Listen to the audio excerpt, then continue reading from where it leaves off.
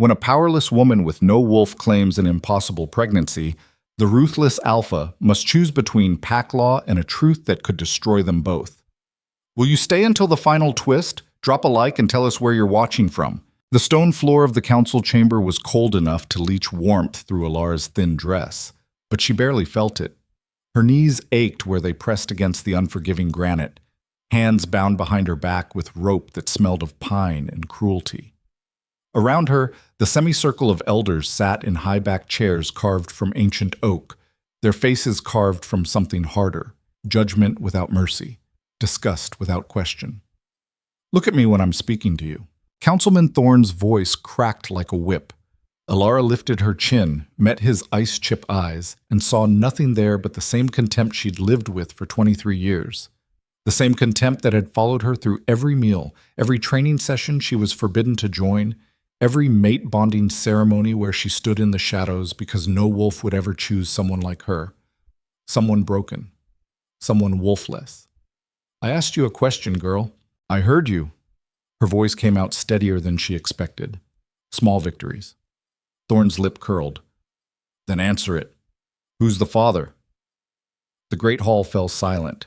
Even the torches seemed to hold their breath, flames frozen mid-dance. Elara could feel every eye on her, the council, the pack members crowding the gallery above, the guards flanking the massive double doors, waiting, hungry for her humiliation. She'd known this moment would come, had rehearsed a dozen lies, each one more believable than the truth.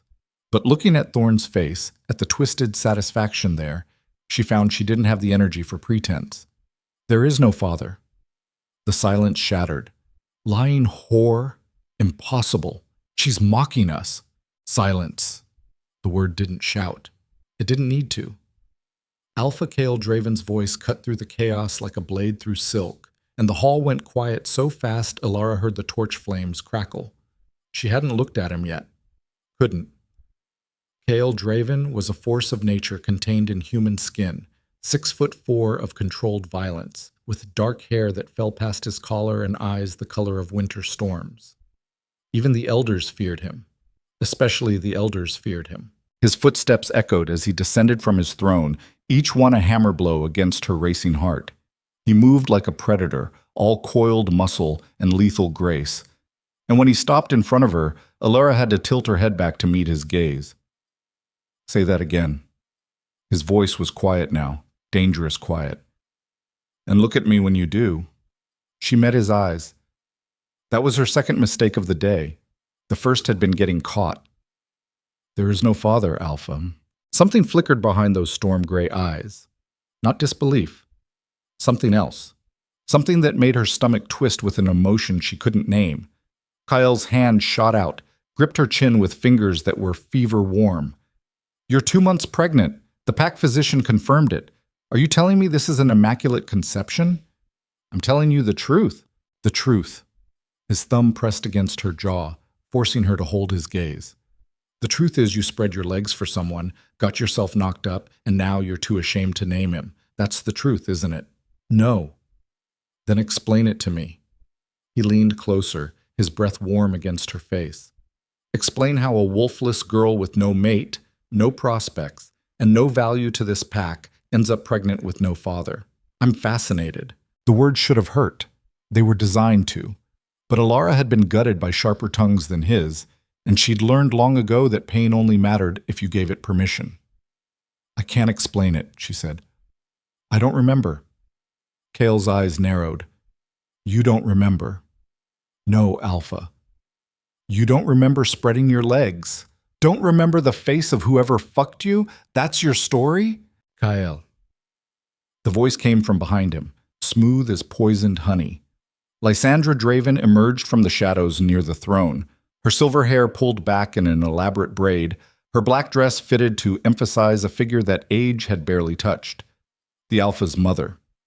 The true power behind Moonveil Pack. Perhaps we should approach this more delicately. Delicately? Kale released Elara's chin with enough force to snap her head to the side. She's lying to the council, to me. There's nothing delicate about that. Lysandra descended the steps with the same predatory grace as her son, her heels clicking against stone. When she reached Elara, she crouched down, bringing them eye to eye. Her smile was beautiful and terrible. "Child," she said, voice dripping false sympathy, "we're not here to punish you. We're here to help. But we cannot help if you refuse to tell us the truth." "I am telling the truth." "No." Lysandra's smile didn't waver. "You're protecting someone. A lover, perhaps. Someone inappropriate. Tell us who, and we'll handle this quietly, discreetly. No one else needs to be shamed." Elara almost laughed, as if there was any shame left to spare. "There's nothing to tell." "I see." Lysandra straightened, smoothing her dress. "Then you leave us no choice. Councilman Thorne?" Thorne stood, producing a scroll from his robes. His smile was vulture-hungry. "By the laws of Moonvale Pack, any unmated female who bears a child of unknown origin is to be exiled beyond Pack boundaries, her offspring taken and given to a worthy family. The council has voted. The sentence is no." Kael's voice stopped Thorne mid-sentence. Every head turned toward the Alpha, confusion rippling through the chamber. "Alpha." Thorne's voice climbed an octave. "The law is clear. I said no." Kael moved back to his throne, but he didn't sit. "Elara Voss will not be exiled." Lysandra's expression didn't change, but Elara saw her fingers tighten on her dress. "Kael, the law allows for alpha discretion in unusual circumstances." Kael's gaze swept the council. "This qualifies." "On what grounds?" Thorne demanded. "On the grounds that I say so." The temperature in the room seemed to drop. "Unless you'd like to challenge me for the position, Councilman?" Thorne's face went pale. "Of course not, Alpha. We need to understand. You need to understand that I've made a decision. Elara will remain in Pack territory under my direct supervision until we determine the truth of this situation." "Under your supervision?" Lysandra's voice was carefully neutral. "What does that mean exactly?" Kael's jaw tightened. "It means she'll work in the estate, where I can watch her." The murmurs started again, louder this time. A wolfless girl, pregnant and unmarked, living under the same roof as the unmated Alpha? It was scandalous, improper, exactly the kind of thing that would feed Pack gossip for months. Elara stared at Kael, trying to understand. He didn't know her, had barely acknowledged her existence in the 3 years since he'd taken the Alpha position after his father's death. Why protect her now? "Kael," Lysandra's voice carried a warning. "Think about what you're doing. The Pack will talk. They'll assume. Let them assume." Kael finally sat, lounging back in his throne like a king who'd already grown bored with the proceedings. "She'll work as a servant, kitchen duty, cleaning, whatever needs doing, and she'll stay out of sight. Problem solved." The council is dismissed." Kael waved a hand. "Unless someone else wants to question my authority?" Silence. "Good. Get out. All of you." The elders rose, filing out in tight-lipped disapproval. Thorne shot Elara a look that promised this wasn't over, not by a long shot. The gallery emptied, Pack members casting backward glances and whispered speculations. Soon, only 3 remained, Kael on his throne, Lysandra at its foot, and Elara still kneeling on the floor. "Cut her loose," Kael ordered the guards. "Then leave us." The ropes fell away. Elara's shoulders screamed as she brought her arms forward, rubbing circulation back into her wrists. The guards retreated, the heavy doors booming shut behind them. Lysandra turned to her son. "What are you doing?" "My job." "Your job is to lead this Pack, not play savior to every broken thing that crosses your path." "Noted." Kael's tone was flat. "Anything else, Mother?" "Yes." Lysandra moved closer to the throne, lowering her voice. Elara could still hear every word. "That girl is trouble. I can smell it on her. Send her away, tonight, before she poisons everything you've built." "No." "Kael, I said no." He met his mother's eyes, and something passed between them that Elara couldn't read. "She stays. That's final." Lysandra's lips pressed into a thin line. She glanced at Elara, then back at her son. "As you wish, Alpha. But when this falls apart, remember I warned you. She swept from the room, leaving only Kael and Elara in the vast, echoing space. Kael didn't look at her. "Can you stand?" Elara tried. Her legs had gone numb from kneeling, and she stumbled. Strong hands caught her before she hit the floor, Kael's hands scorching hot against her skin. He hauled her upright with no apparent effort, steadying her until her legs remembered how to work. "Thank you," she whispered. He released her like she'd burned him. "Don't thank me. This isn't kindness." "Then what is it?" Kael finally looked at her, really looked, and Elara felt something crack open in her chest. Recognition without memory. Longing without reason. "I don't know yet," he said, "but I intend to find out. You're lying about something, Elara. I can taste it, and I will uncover the truth, even if I have to drag it out of you piece by bloody piece." "I'm not—" "Save it!" He turned away, heading for a side door. "Report to the head housekeeper tomorrow at dawn. She'll assign you quarters and duties. Stay out of trouble, keep your head down, and maybe you'll survive this with your skin intact." "Alpha." He paused, hand on the door. "What? Why did you help me? Really?" For a long moment he didn't answer. When he spoke, his voice was so quiet she almost missed it. "Because when you said there was no father, you weren't lying, and that scares the hell out of me." Then he was gone, leaving Elara alone in the council chamber with nothing but questions and the ghost of his touch burning on her arms. The servant quarters were in the east wing of the Draven estate, a sprawling stone mansion that had housed alphas for 200 years. Alara's room was barely large enough for a cot and a trunk, with a single narrow window that looked out on the training grounds. She could hear wolves sparring below, the clash of practice weapons and shouted commands. She'd never be down there, would never feel the shift ripple through her bones, never run four-legged under the moon. That door had closed at puberty when her wolf failed to emerge, leaving her incomplete. Less than. Broken. A knock rattled her door. "It's open." The girl who entered looked about 17, with honey-blonde hair and nervous eyes. She carried a bundle of fabric, servant's clothes, Elara guessed. "I'm Mira," the girl said. "Head housekeeper sent me. Said to get you settled and explain the rules." "Rules?" Elara took the clothes, sturdy gray dress, white apron, sensible shoes, the uniform of the invisible. "Let me guess.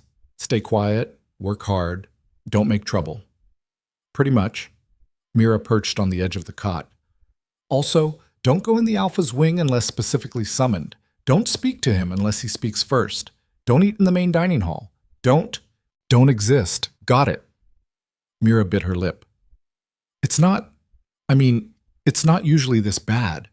But with you, everyone's talking about the baby, about why the Alpha protected you." She leaned forward, voice dropping to a whisper. "Is it true? There's really no father?" "That's what I said. But how—" "I don't know." Elara folded the dress, set it on the trunk. "I don't remember anything from that night. Just waking up 2 months ago, and everything was different." "Different how?"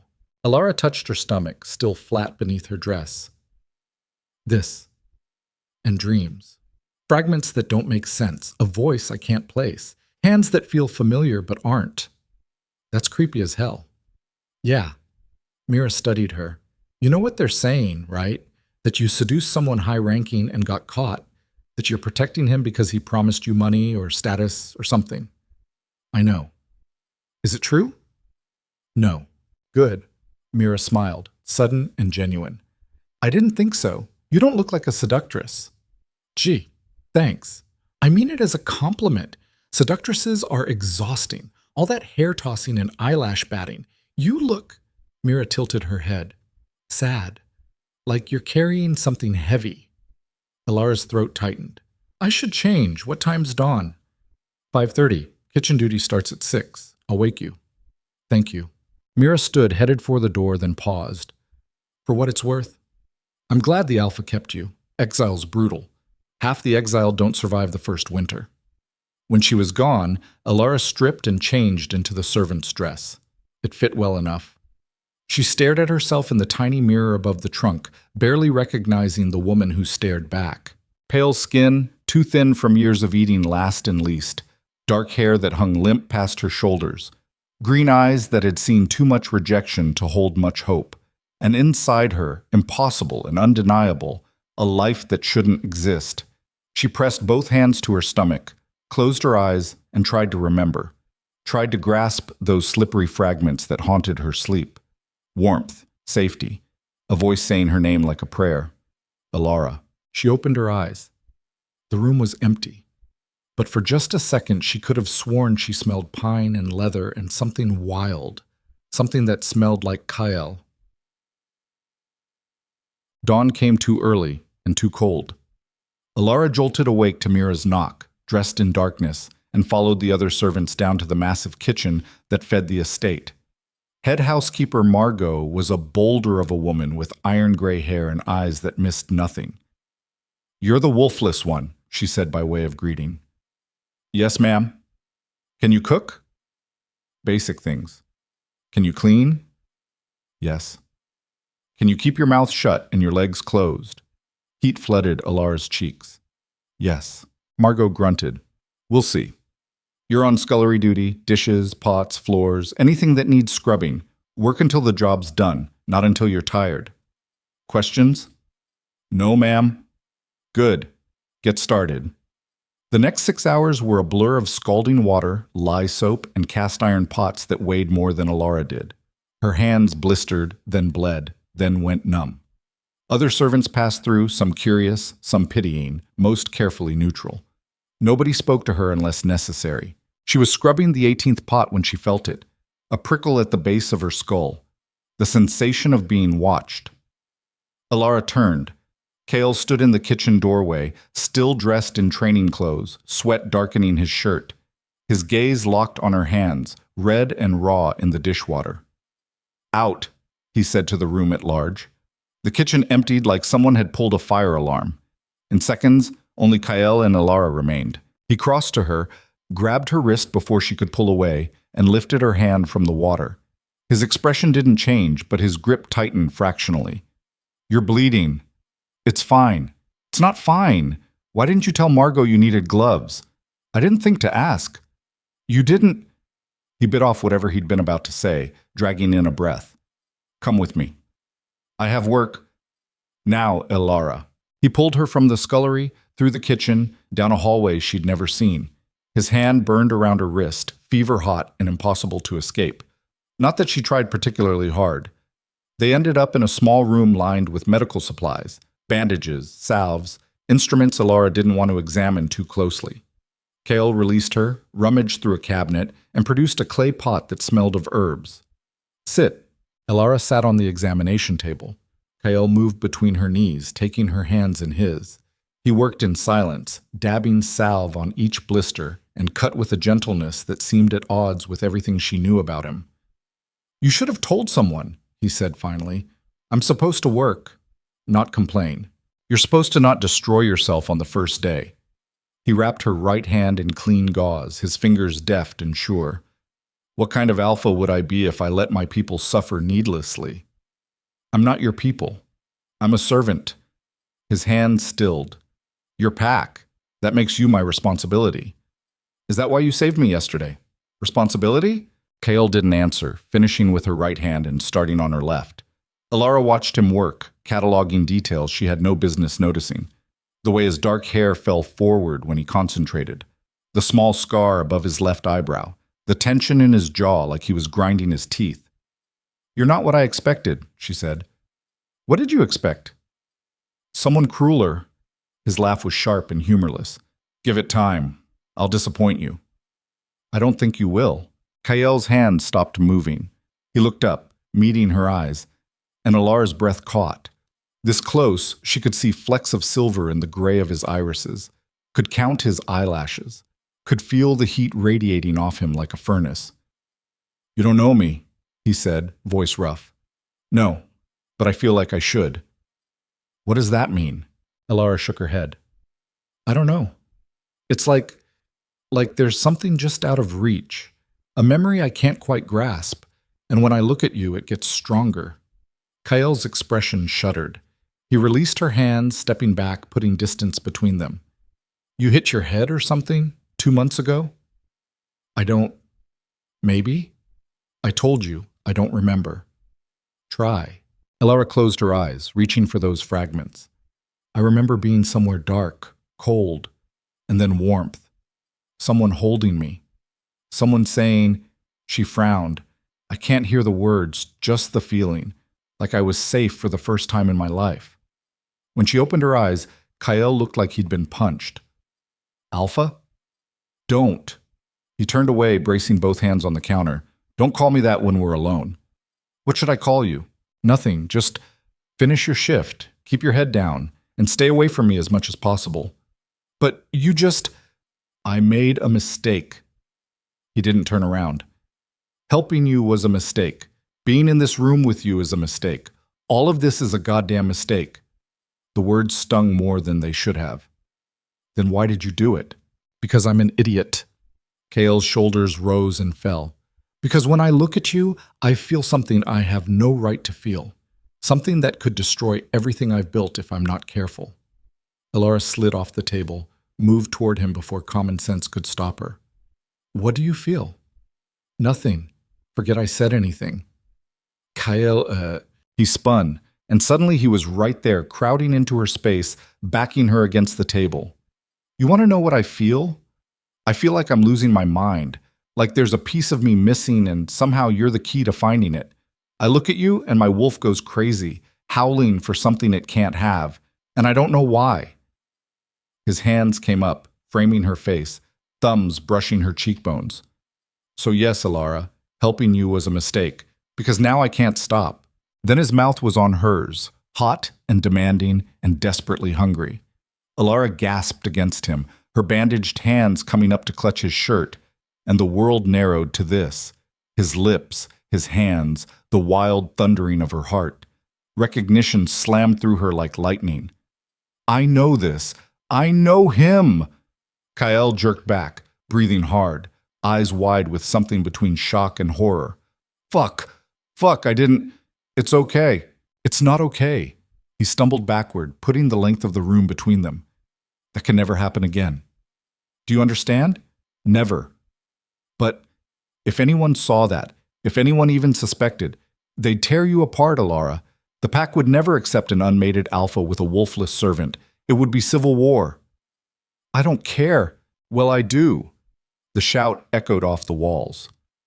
I care about this pack, about order, about keeping everyone safe, including you. So whatever this is between us, it ends now. Elara's vision blurred. You don't mean that. I do. I have to. He moved to the door, paused with his hand on the knob. Go back to work. Forget this happened. And Elara? What? If you ever cared about anyone in this pack, you'll stay the hell away from me. He left. The door clicked shut with terrible finality. Elara stood alone in the medical room, her lips still burning from his kiss, her heart cracking down the middle. In her belly, the impossible child stirred, and somewhere deep in her fractured memories, a voice whispered truths she wasn't ready to hear. You chose this, you wished for this, and now you're both paying the price. 3 weeks passed in a haze of menial labor and careful avoidance. Elara scrubbed floors, washed dishes, changed linens, and did everything in her power to remain invisible. Kyle kept his word. He didn't speak to her, barely looked at her, treated her like she was just another servant. It should have been a relief. Instead, it felt like slow suffocation. The pregnancy progressed faster than normal. Her stomach rounded noticeably, drawing stares and whispers. Pack members who'd never acknowledged her existence now made it a point to step aside when she passed, like powerlessness might be contagious. Only Mira stayed friendly, sneaking extra food into Elara's room and sitting with her during the precious few minutes of evening rest. You look exhausted, Mira said one night, perched on the windowsill while Elara collapsed on her cot. I am exhausted. When's the last time you actually slept through the night? Elara couldn't remember. The dreams had gotten worse. Fractured scenes of running through woods, of strong arms wrapped around her, of a ritual she couldn't quite see. And through it all, Kael's voice, saying words her waking mind couldn't retain. The baby's getting bigger, Mira observed. I know. You should see the pack physician. Make sure everything's, normal. Nothing about this is normal. True. Mira plucked at her skirt. Can I ask you something? And you don't have to answer if you don't want to. Sure. Do you ever, have you ever wondered if maybe the alpha? Elara sat up too fast, head spinning. What? I'm not saying anything happened, just the way he looks at you sometimes when he thinks no one's watching, and you're pregnant with no father, and he protected you when he had no reason to, Stop. Elara's hands trembled. That's impossible. Is it, though? Yes. I'd remember something like that. Would you? You said you don't remember that night. I'd remember him. But even as she said it, doubt crept in. Those dreams, that kiss, the bone-deep certainty that she knew Kyle in ways she couldn't explain. Forget I said anything. Mira stood. I should go. Margot gets pissy if I'm late for bed check. When she was gone, Elara lay in darkness, one hand on her swelling belly, and let herself think the impossible thought. What if? What if somehow, impossibly, Kyle was the father? What if that's why her wolf recognized him? Why his touch felt like coming home? Why every cell in her body screamed that he was hers? But that raised even more questions. If Kyle was the father, why didn't he remember? Why would he kiss her in that medical room like he was discovering her for the first time? And most importantly, what could possibly have erased both their memories of being together? Elara was still wrestling with those thoughts when her door flew open. Lysandra Draven stood in the doorway, backlit by hall torches, looking like an avenging angel in midnight blue silk. Get up, the Alpha's mother said. We need to talk. Chiko. Lysandra's private sitting room was all cream and gold, with furniture that probably cost more than Elara would earn in a lifetime. The older woman poured 2 glasses of wine, handed one to Elara, and settled into a chair that might as well have been a throne. Drink, Lysandra commanded. I shouldn't. The baby. 1 glass won't hurt, and you're going to need it for this conversation. Elara took a tiny sip. The wine was smooth and probably expensive and tasted like fear. Lysandra studied her over the rim of her own glass. Do you know why I asked you here? To tell me to stay away from your son? Perceptive, but no. I'm here to offer you a solution to both our problems. I didn't realize we had the same problem. Oh, but we do. Lysandra leaned forward. You're pregnant and unmarked, an embarrassment to the pack, and my son is unmated, approaching 30, with a council breathing down his neck about producing an heir. 2 problems. 1 solution. Elara's stomach clenched. What kind of solution? I've found someone willing to claim your child, a good man from a respectable family. Marcus Thorne. Thorne? As in Councilman Thorne. His nephew, strong bloodline, decent prospects, no mate of his own yet. Lysandra's smile was poisonous honey. He's agreed to bond with you, claim the child is his, and raise it within the pack. You'd have status, protection, a home, everything you've never had. In exchange for what? In exchange for leaving, tonight. You'll move to the Thorne estate on the western border. Kyle will never see you again. There it was, the trap hidden in the gift. Elara set down her wine glass before she dropped it. And if I refuse? Then I'll make your life here a living hell. Lysandra's mask slipped, showing the steel beneath. I'll have Margot assign you the worst duties imaginable. I'll spread rumors that you're a whore who seduced half the pack. I'll make sure no one speaks to you, helps you, acknowledges you exist. You'll give birth alone and broken, and your child will be taken anyway. You can't. I can. I'm the Alpha's mother. I have power you can't begin to imagine. She leaned back, smile returning. But it doesn't have to be that way. Accept Marcus's offer. Let him give you and your child a real life. It's more than you deserve. Elara's mind raced. Marcus Thorne. She'd seen him around the estate, tall, blonde, handsome in a cold sort of way. He'd never looked at her twice except to sneer. And now he wanted to claim her child? Why would Marcus agree to this? She asked. Because I'm paying him, handsomely, and because aligning himself with the Alpha's household, even through a servant, elevates his status. You're buying me a husband. I'm buying my son's future. There's a difference. Elara stood on shaking legs. I need to think about it. You have until tomorrow night. After that, the offer expires. Lysandra waved a dismissive hand. Now get out. You're bleeding on my carpet. Elara looked down. She'd dug her nails into her palms hard enough to break skin. Blood dripped onto cream-colored carpet, stark and accusatory. She fled before Lysandra could see her cry. Batch. Elara made it halfway back to her room before the pain hit. It started as a cramp, sharp and low in her belly. Then another. Then a wave of agony that doubled her over, gasping. "No," she whispered. "No, please, not now." Wetness flooded down her legs. Not blood, thank God, but something else. Her water breaking? Was that even possible at 3 months? Another contraction slammed through her. Elara collapsed against the wall, biting back a scream. She needed help. Needed the physician. Needed... "Elara?" Kale's voice, rough with concern. Strong hands caught her before she hit the floor, lifting her like she weighed nothing. "The baby," she gasped. "Something's wrong. I've got you. Hold on." He carried her through the estate at a run, shouting for the physician, for Margot, for anyone. Elara clung to his neck, breathing through the pain, distantly aware that this was the closest they'd been since that kiss. The medical wing, the same room where he'd bandaged her hands. Kyle laid her on the examination table, brushing sweat-soaked hair from her face. "Stay with me," he commanded, not planning to leave. Dr. Chen burst through the door, took one look at Elara, and started barking orders. Kale was pushed aside, replaced by efficient hands that prodded and pressed and checked things Elara was too pain-addled to track. "The baby's fine," Dr. Chen announced after what felt like hours. "Heartbeat strong, but you're having Braxton Hicks contractions. False labor, brought on by stress." "Stress?" Kale's voice was dangerous. "What kind of stress?" Dr. Chen shot him a look.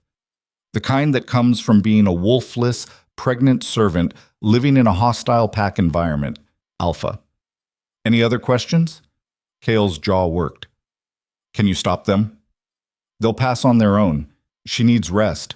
Real rest. Not scrubbing floors until she collapses." "She'll have it. I'll make sure." "See that you do." Another episode like this could trigger actual early labor, and at 3 months, this child won't survive. When Dr. Chen left, Elara and Kyle were alone again. He stood by the window, silhouetted against moonlight, radiating barely controlled rage. "What happened tonight?" he asked quietly. Elara hesitated. Telling him about Lysandra's offer would only make things worse. "Nothing, just... it's been a hard few weeks." "Don't lie to me." He turned and his eyes were glowing faintly, his wolf rising to the surface. "Your scent spiked with fear hours ago. Someone threatened you." "Who?" "It doesn't matter."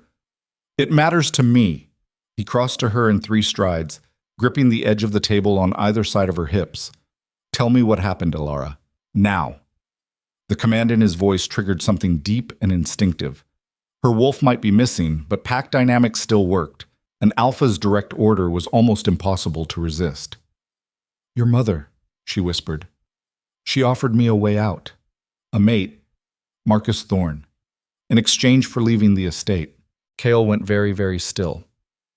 "Marcus Thorne. She said he'd claim the baby, give us a home, status." "And you said?" "I said I'd think about it." "Think about it?" His laugh was broken glass. "You're actually considering letting that bastard put his hands on you?" "What choice do I have?" Elara's vision blurred with exhausted tears. "You won't touch me. Won't even look at me. I'm alone here, KL. Completely alone. Maybe Marcus is my only option." "He's not..." Kale cut himself off, breathing hard. "You can't go to him." "Why not?" "Because I won't allow it." "You don't get to decide..." "The hell I don't. You're under my protection. That means you don't leave unless I say so." "Then what am I supposed to do?" The tears came faster now, hot and helpless. "Stay here and be miserable? Watch you pretend I don't exist while your mother makes my life hell? Raise a child alone in a pack that hates me?" Kael's hands came up, cupping her face, thumbs wiping away tears. "I'm sorry. God. Elara, I'm so sorry. I thought keeping distance would protect you, but I'm just making everything worse."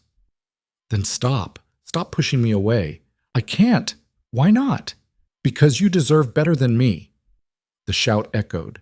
"You deserve someone whole, someone who can give you everything you need. Not a broken alpha who can't even figure out why his wolf screams for you every second of every day. Elara's breath caught. Your wolf recognizes you, as from the moment I saw you in that council chamber, and I don't know why. Kale rested his forehead against hers, eyes closed. I've been going insane trying to understand it, searching through pack records, questioning everyone, even consulting the territory witch. Nothing makes sense. What did the witch say? That bonds don't form without contact. That recognition requires shared history. That what I'm describing is impossible unless... He trailed off. Unless what? Kale's eyes opened, storm gray and tortured. Unless someone tampered with our memories, erased something that connected us. But that would require dark magic, a wish, and no one in their right mind would pay that price. The words hung between them, terrible and true. A wish. Elara's hand went to her stomach, to the impossible child growing there, to the proof that something had happened between them, even if neither remembered it. What if someone did? She whispered. What if someone made a wish that erased us? Then we find out who, and we make them pay. Kale's hands tightened on her face. But first, you need to rest. You're staying here tonight, doctor's orders. The servants' quarters are too far from help if something goes wrong. You'll sleep here where I can watch over you. Kale, people will talk. Let them. He helped her settle back on the examination table, pulling a blanket over her. I'm done caring what people think. You're mine to protect, and I'll be damned if I let my mother or Marcus Thorne or anyone else take you from me. Mine. The word sang through Elara's exhausted body like a vow. She wanted to ask what it meant, wanted to demand answers to the 1,000 questions burning through her mind, but her eyes were already closing, dragged down by pain and stress, and the sedative Dr. Chen had probably slipped her. The last thing she felt was Kael's hand covering hers. The last thing she heard was his voice, rough with emotion. I'll figure this out, I swear it. Whatever was taken from us, I'll find a way to get it back.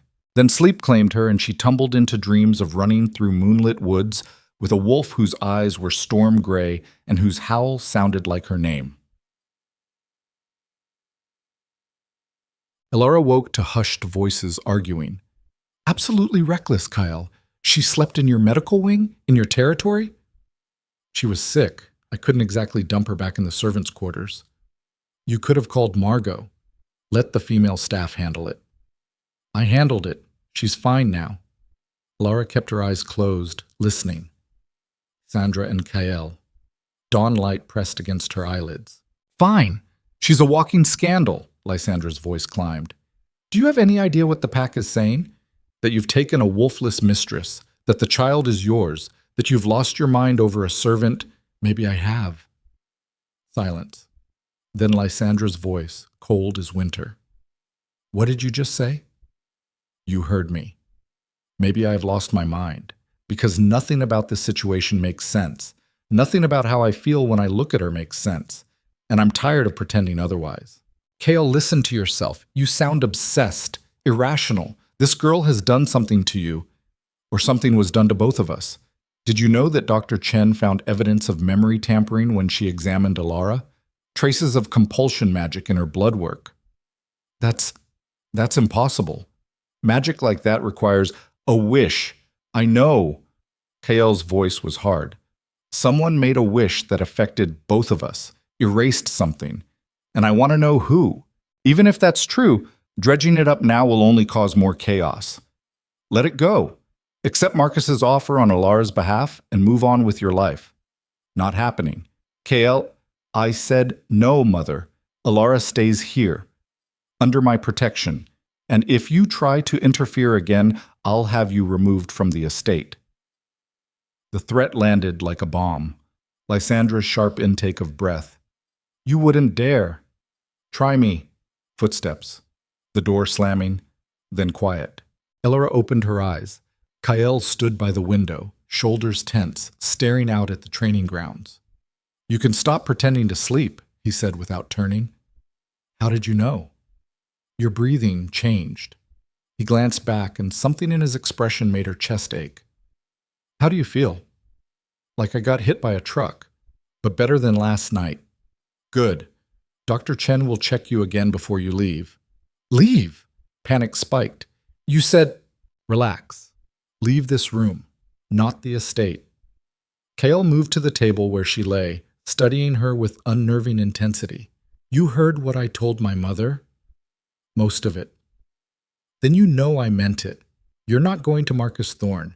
You're not going anywhere, and I'm going to find out what was taken from us. How? I have an idea, but you're not going to like it. Elara sat up slowly. Tell me. Kyle hesitated, then sighed. There's a witch, lives deep in the territory borderlands. She specializes in breaking curses and unraveling magic. If anyone can restore our memories, it's her. Okay, when do we go? We don't, I go. You stay here where it's safe. Like hell. If this affects both of us, I'm coming. Elara, don't! She slid off the table, swaying only slightly. I'm not some fragile thing you need to protect. I'm the one pregnant with a mystery child. I have just as much right to answers as you do. Kale's jaw clenched. The journey's dangerous, 2 days through rough territory. You're 3 months pregnant and just had contractions. False contractions. And I'm stronger than I look. I know you are, but nothing. Either we do this together or I find the witch myself. Elara crossed her arms. Your choice, Alpha. For a long moment they stared at each other. Then Kael's mouth quirked in something almost like a smile. You're stubborn as hell. I've been told. Fine. We leave tonight. Pack light. And Elara? Yeah? If anything happens to you on this trip, I'll never forgive myself. So stay close and do exactly as I say. Understood? She should have been offended by the command. Should have bridled at being ordered around. Instead, she felt something warm unfurl in her chest. Understood. His smile widened, just a fraction, just enough. Good. Now rest. Tonight's going to be a long night. He left her alone in the medical wing, and Elara let herself collapse back on the table, heart racing. Tonight. Tonight they'd find answers. Tonight she'd finally learn what had been stolen from them. And deep in her belly, the impossible child kicked for the first time, as if it knew something she didn't, as if it knew that some truths were more dangerous than any lie. They left at midnight when the estate slept, and the moon hung fat and silver over the pine forest. Kale moved like smoke through the shadows, dressed in dark travel clothes with a pack slung over one shoulder. Elara followed in borrowed boots that were half a size too big, her own small pack containing nothing but a change of clothes and the knife Mira had pressed into her hands. You'll need it, Mira had whispered. The borderlands aren't safe. Now, picking her way down the rocky trail behind Kael's broad back, Elara wondered what exactly constituted safe anymore. Her entire life had become a series of impossible things: pregnancy without conception, recognition without memory, an alpha who looked at her like she was both salvation and damnation. Keep up, Kael said without turning. I'm keeping up fine. You're breathing hard. You're walking fast. He stopped so abruptly she nearly collided with his back. When he turned, his eyes caught the moonlight and threw it back, more wolf than man. We can still turn back. I can do this alone. We've been over this. That was before. This is now.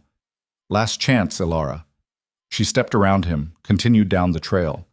Then stop wasting time talking and start walking. His laugh was low and surprised.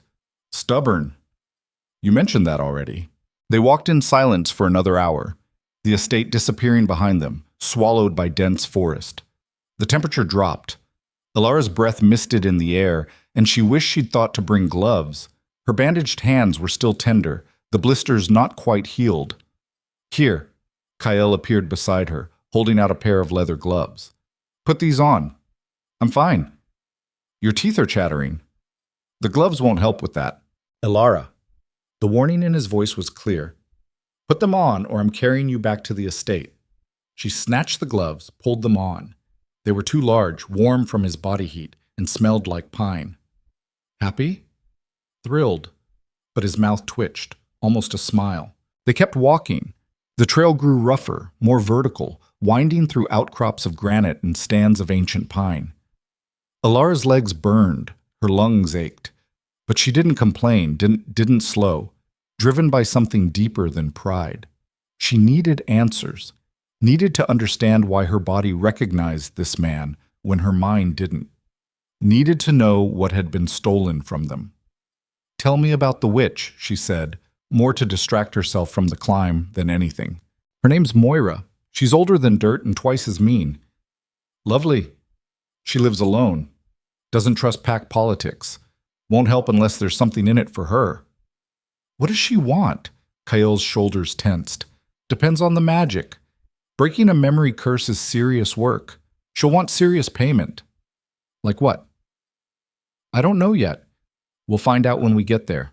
The evasion was obvious. Elara let it go, filing it away for later examination. They crested a ridge and the forest opened up. A valley spread below, silver with moonlight, ringed by mountains that looked like broken teeth. "We'll camp there." Kael pointed to a cluster of rocks near a stream. "Make the second half of the journey tomorrow." "We're stopping? It's barely been 3 hours." "You're pregnant. You need rest." "I'm fine, and I need you to stay fine, so we're stopping." The command in his voice left no room for argument. Elara bit back her frustration and followed him down into the valley. The campsite was decent, sheltered from wind, close to fresh water with enough flat ground for bedrolls. Kael had a fire going in minutes, the flames pushing back the darkness. Elara sank down on a fallen log, pulling off the 2 big boots to examine her feet. No blisters yet, but close. "Let me see." Kael crouched in front of her before she could protest, taking her foot in his hands. His touch was clinical, impersonal, checking for injury. "You should have said something. It's not that bad." "It will be if you keep walking on them." He dug through his pack, produced a small tin. "This'll help." The salve was cool and soothing. He worked it into her heel, her arch, between her toes, his hands sure and gentle. Elara watched his face in the firelight, the concentration there, the faint furrow between his brows. "Why are you doing this?" she asked quietly. "Doing what?" "Taking care of me. Risking your position to find answers about a servant you barely know." His hand stilled. "You really want to know?" "Yes." Kael looked up as the raw honesty in his expression stole her breath. "Because when I'm near you, I can breathe. The rest of the time it feels like I'm suffocating, like there's a weight on my chest that won't lift. And I know that sounds insane. It doesn't. But I can't ignore it anymore. Can't pretend there's nothing between us when every instinct I have screams that you're mine." The last word hung in the air between them, charged and dangerous. "Yours," Elara repeated. "Mine." No hesitation, no apology. "And I know I have no right to claim you, no memory of earning that right. But it doesn't change what I feel." Elara pulled her foot back, tucked both legs under her. Her heart hammered against her ribs. "What if the witch tells us there was nothing, that this is just, I don't know, proximity, circumstance? Then I'll accept it, let you go, give you the choice I should have given you from the start." "And if she tells us there was something, that we had a bond that was erased?" Kael's eyes blazed. "Then I'll burn down whoever did this to us and spend the rest of my life making up for lost time." The certainty in his voice made something crack open in Elara's chest. She wanted to believe him, wanted to trust that this wasn't just a powerful alpha's passing fancy, but she'd spent too many years being discarded to take promises at face value. "You don't know me," she said. "Not really. Whatever was between us before, it's gone. We're strangers." "Are we?" Kael moved closer, crowding into her space until she could feel the heat radiating off him. "Because it doesn't feel like strangers when I touch you. Doesn't feel like nothing when you look at me like that." "Like what?" "Like you're trying not to hope." His hand came up, cupped her jaw. "Like you want to believe me, but you're terrified I'll disappoint you." Elara's throat closed. "Everyone disappoints me eventually. Then I'll be the first who doesn't." He kissed her. Soft this time. Careful. Like she was something precious that might shatter.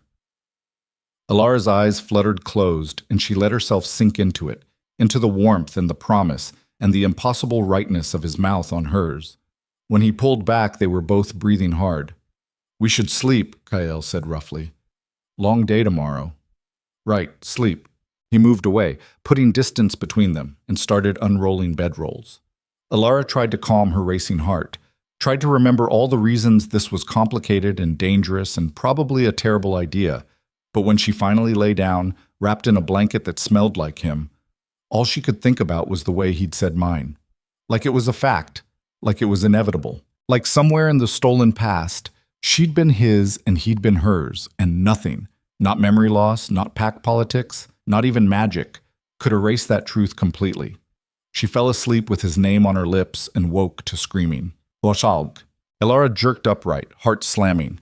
The fire had died to embers. Dawn was just breaking, painting the sky bruise purple, and Kale was on the ground, convulsing, his hands clawing at his head. No, no, no, no! The words tore from him in a voice she barely recognized. Get out! Get out of my head! Elara scrambled to his side, grabbing his shoulders. Kyle! Kyle, wake up! His eyes snapped open, glowing bright silver, and he grabbed her wrist with enough force to bruise. Elara? I'm here. I'm right here.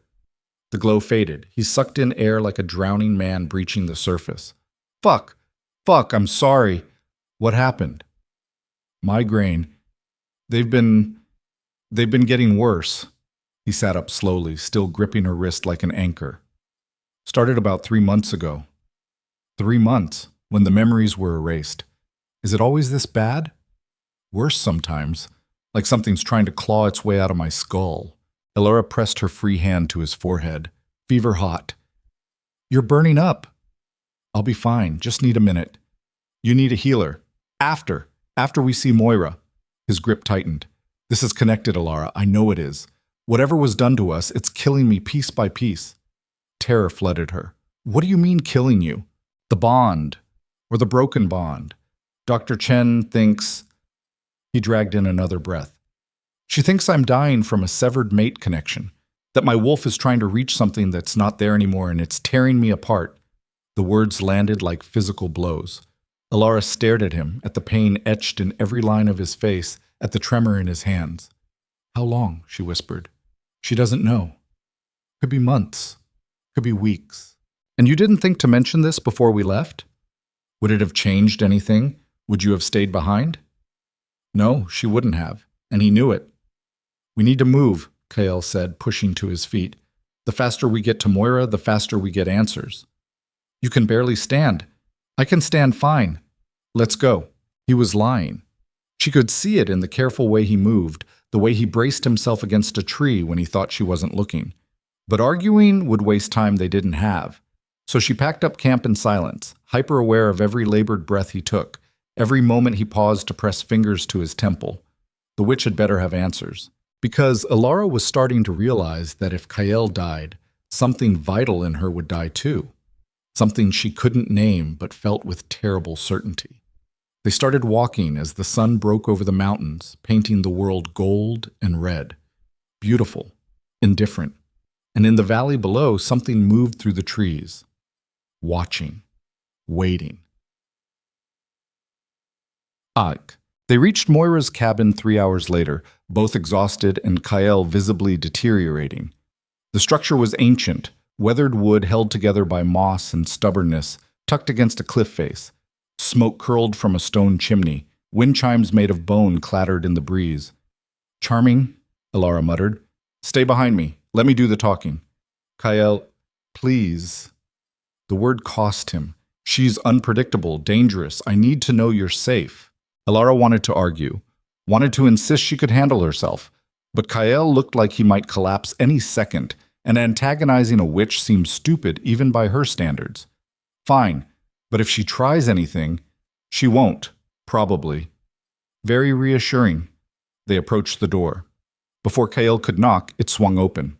The woman who stood there was nothing like Elara expected. Young, or young-looking anyway, with wild black hair and eyes like chips of amber. She wore men's trousers and a shirt that had seen better decades, and when she smiled, her teeth were very white and very sharp. Well, well, the dying alpha and his forgotten mate. Took you long enough. Kael's hand shot out, gripping the doorframe. You knew we were coming. I know everything that happens in my territory, boy. Come in, before you bleed all over my porch. She vanished into the cabin. Kael and Elara exchanged a glance, then followed. The interior was chaos, dried herbs hanging from rafters, books stacked in precarious towers, jars filled with things Elara didn't want to examine too closely. A fire crackled in the hearth. The air smelled of smoke and something sweet and rotten. Moira settled into a chair that looked like it had grown from the floor, studying them with those unnerving amber eyes. Sit, talk, tell me why you think I'll help you. Kael remained standing. Someone used magic to erase our memories. We need you to restore them. Do you now? Moira's smile widened. And what makes you think I can? You're the most powerful hedge witch in 3 territories. If anyone can break a memory curse, it's you. Flattery. How tedious. She turned to Elara. What about you, little wolfless? Why do you want your memories back? Alara's hand went to her stomach. Because I'm pregnant, and I don't know how.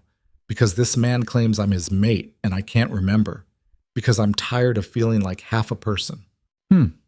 Better answer. Moira stood, moved to Kael, circled him like a predator. You're dying. The bond's collapse is eating you from the inside. Another month, maybe 2, and your wolf will consume itself trying to reach what's gone. Can you fix it? Can I? Yes. Will I? She stopped in front of him. That depends on what you're willing to pay. Name your price. Careful, Alpha. You don't know what I'll ask for. I don't care. Name it. Moira's eyes gleamed. 5 years of your life, given freely. I'll take them from the end. You'll die 5 years earlier than you otherwise would have. In exchange, I'll restore what was stolen. The silence was crushing. Elara found her voice first.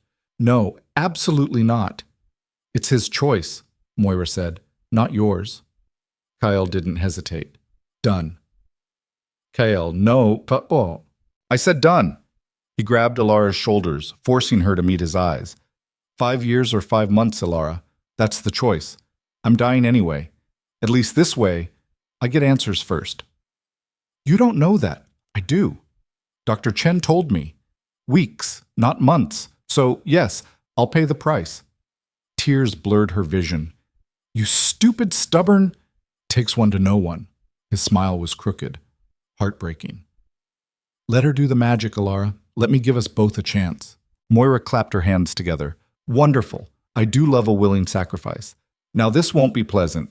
Memory magic never is. You'll need to drink this.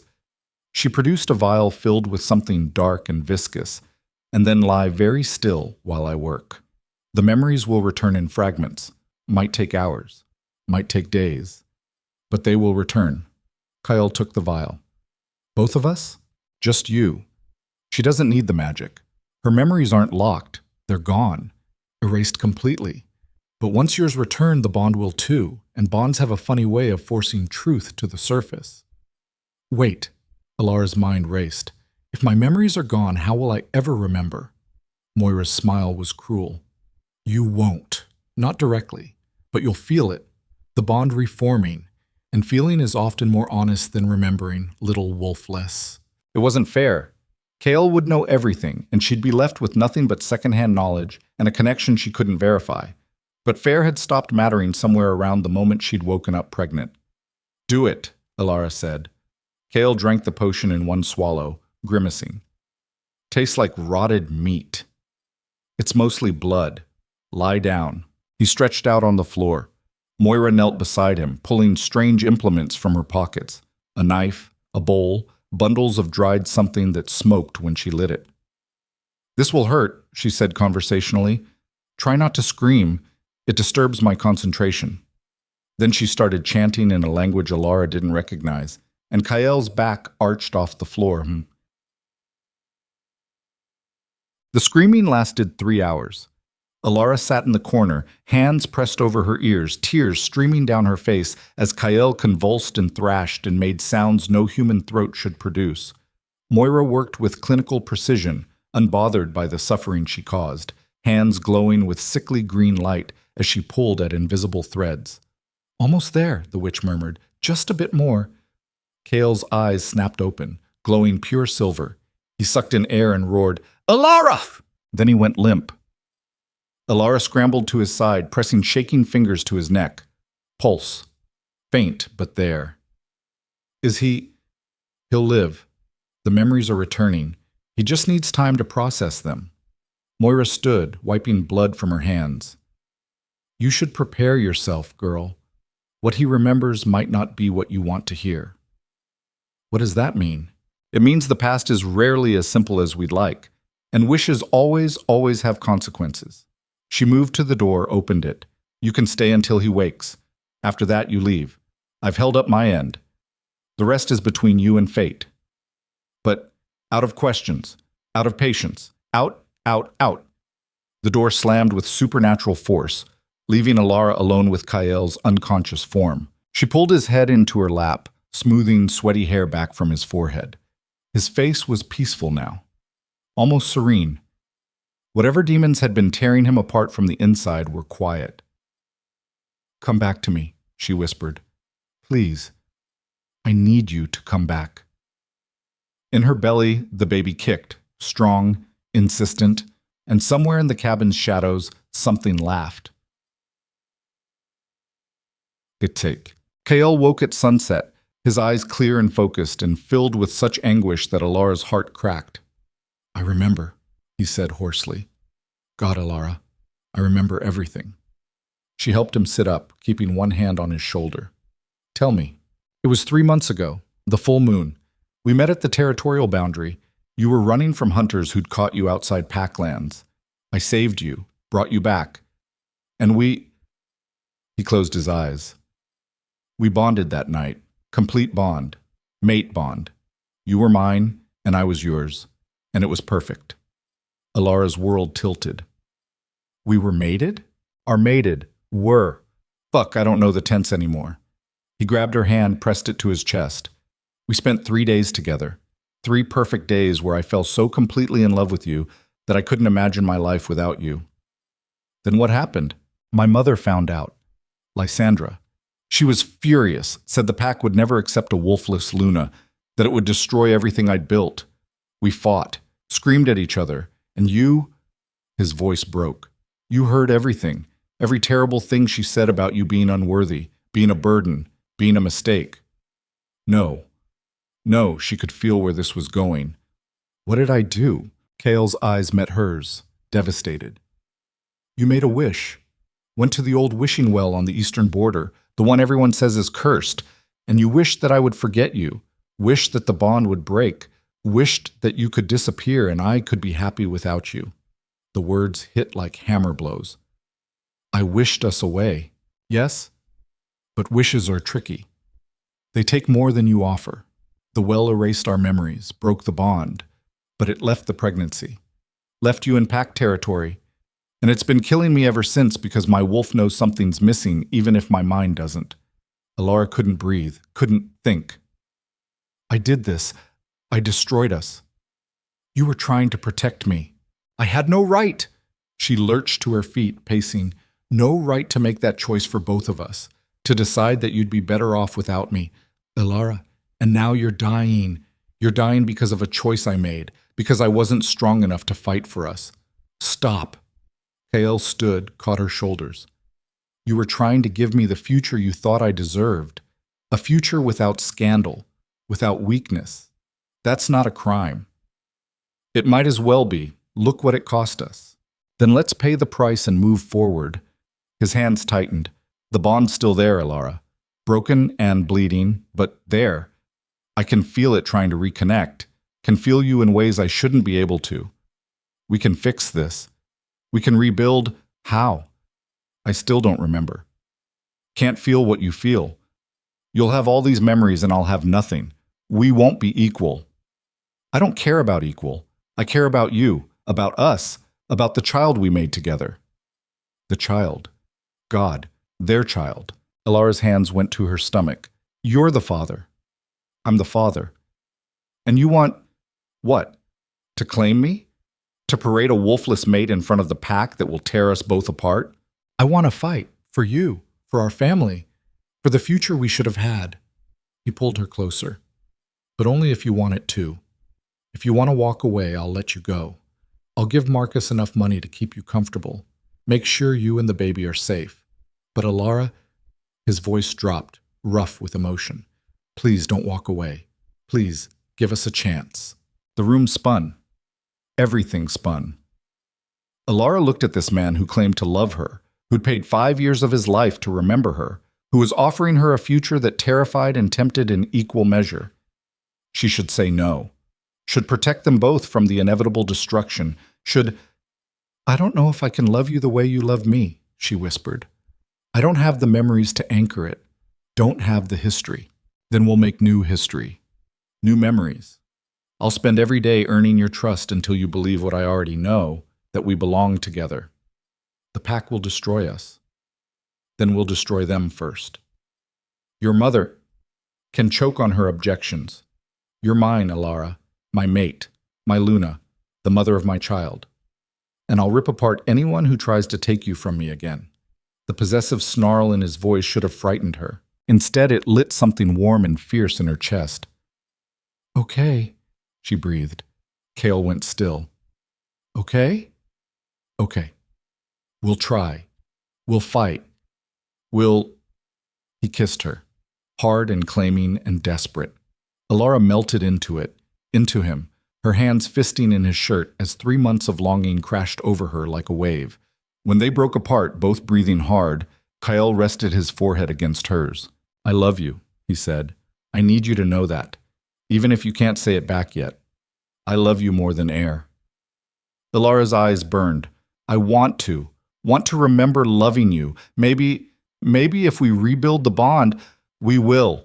The moment we're back at the estate, I'm biting you, claiming you properly, making sure everyone knows you're mine.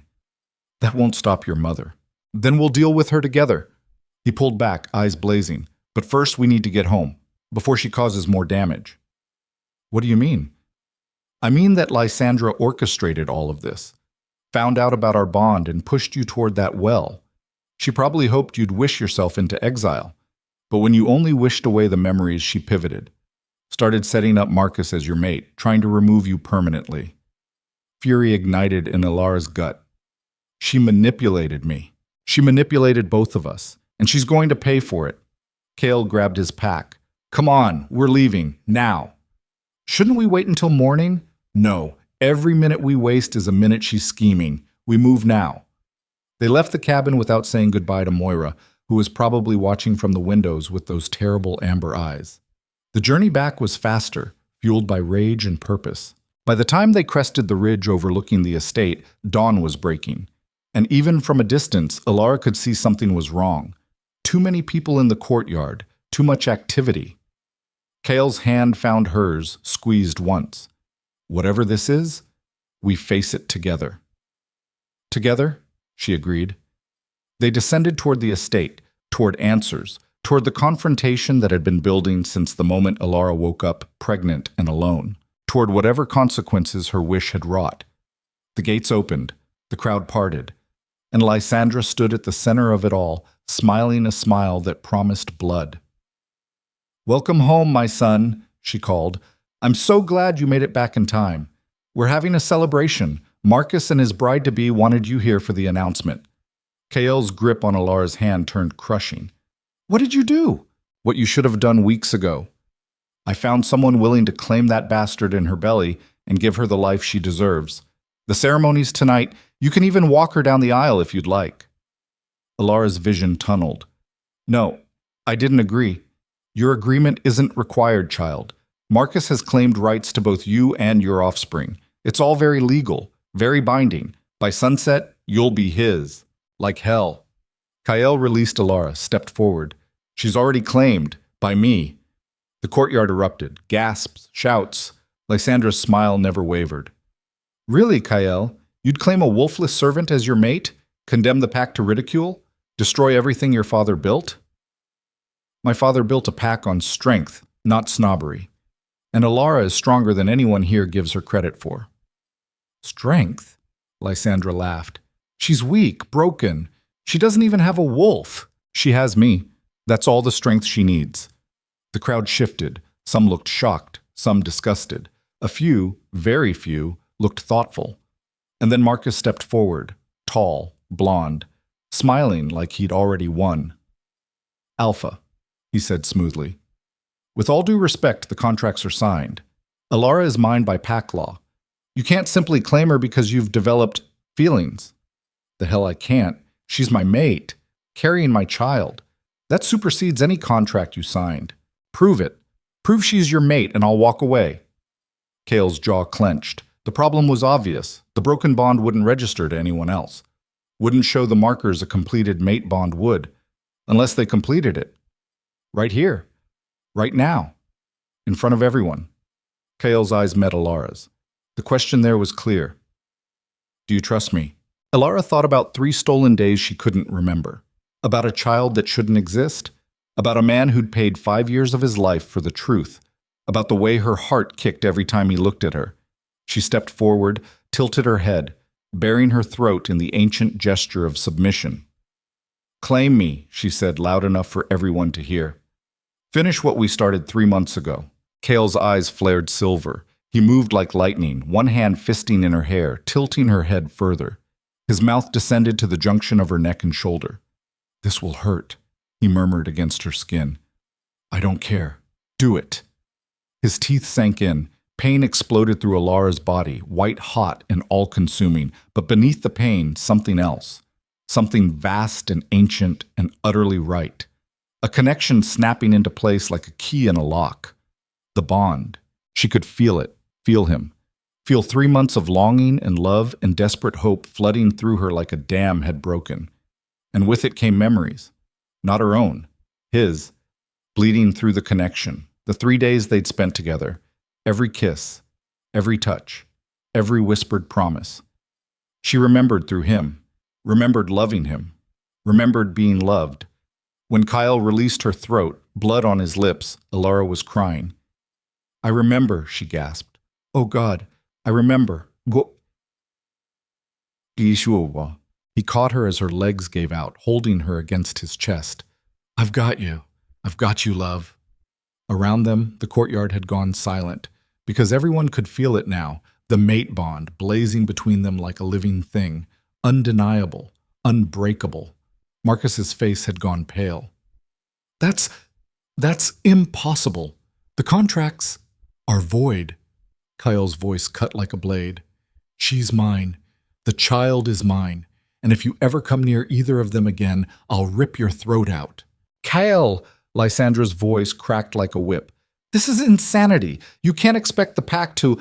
The pack will accept it, or find a new alpha. He looked around, meeting eyes, daring anyone to challenge him. Elara is my mate. My Luna. And anyone who has a problem with that can fight me for the position. Any takers? Silence. That's what I thought. He lifted Elara into his arms, cradling her against his chest. Meetings adjourned. And Mother, we need to talk. Privately. He carried Elara through the parting crowd, up the estate steps, into the cool shadows of the entrance hall. Behind them, Lysandra's scream of rage echoed across the courtyard. But Elara barely heard it. Too busy drowning in the memories flooding her mind. Too busy feeling the bond pulse between them, alive and glorious, and finally complete. I love you, she whispered against Kael's neck. I remember loving you and I love you now, and I'm so sorry I forgot. Shh. No apologies. We're together now. That's all that matters. He carried her up the stairs toward his chambers, toward their future, toward the fight that was coming, but at least they'd face it together. United, bonded, exactly as they should have been 3 months ago. But as Kael kicked open his chamber door and laid her gently on his bed as he leaned down to kiss her again with something like reverence, Elara felt it. A wrongness. A tremor in the bond. Kael gasped, hand flying to his chest. Something's wrong. Then he collapsed. And the bond, so newly reformed, began to. The bond shattered like glass. Elara felt it rip through her chest, a tearing sensation so violent she couldn't breathe, couldn't think, could only scream as Kael convulsed on the floor beside the bed. His back arched, every muscle locked rigid, veins standing out dark against his neck. Kael! She dropped to her knees beside him, hands hovering uselessly over his body. Someone help, please! The door slammed open. Dr. Chen rushed in, medical bag already in hand, and shoved Elara aside with more force than necessary. What happened? I don't know. We completed the bond, and then he just collapsed. Dr. Chen's hands moved with brutal efficiency, checking pulse, pupils, pressing fingers to Kael's throat, where Elara's fresh bite marks still bled. Her face went pale. "Get Lysandra, now." "What? No, I need to stay." "Get her!" The shout made Elara flinch. "This is bond rejection. His body's fighting the connection. If we don't stabilize him in the next 10 minutes, his wolf will tear him apart from the inside." Bond rejection. The words didn't make sense. They'd just completed the bond.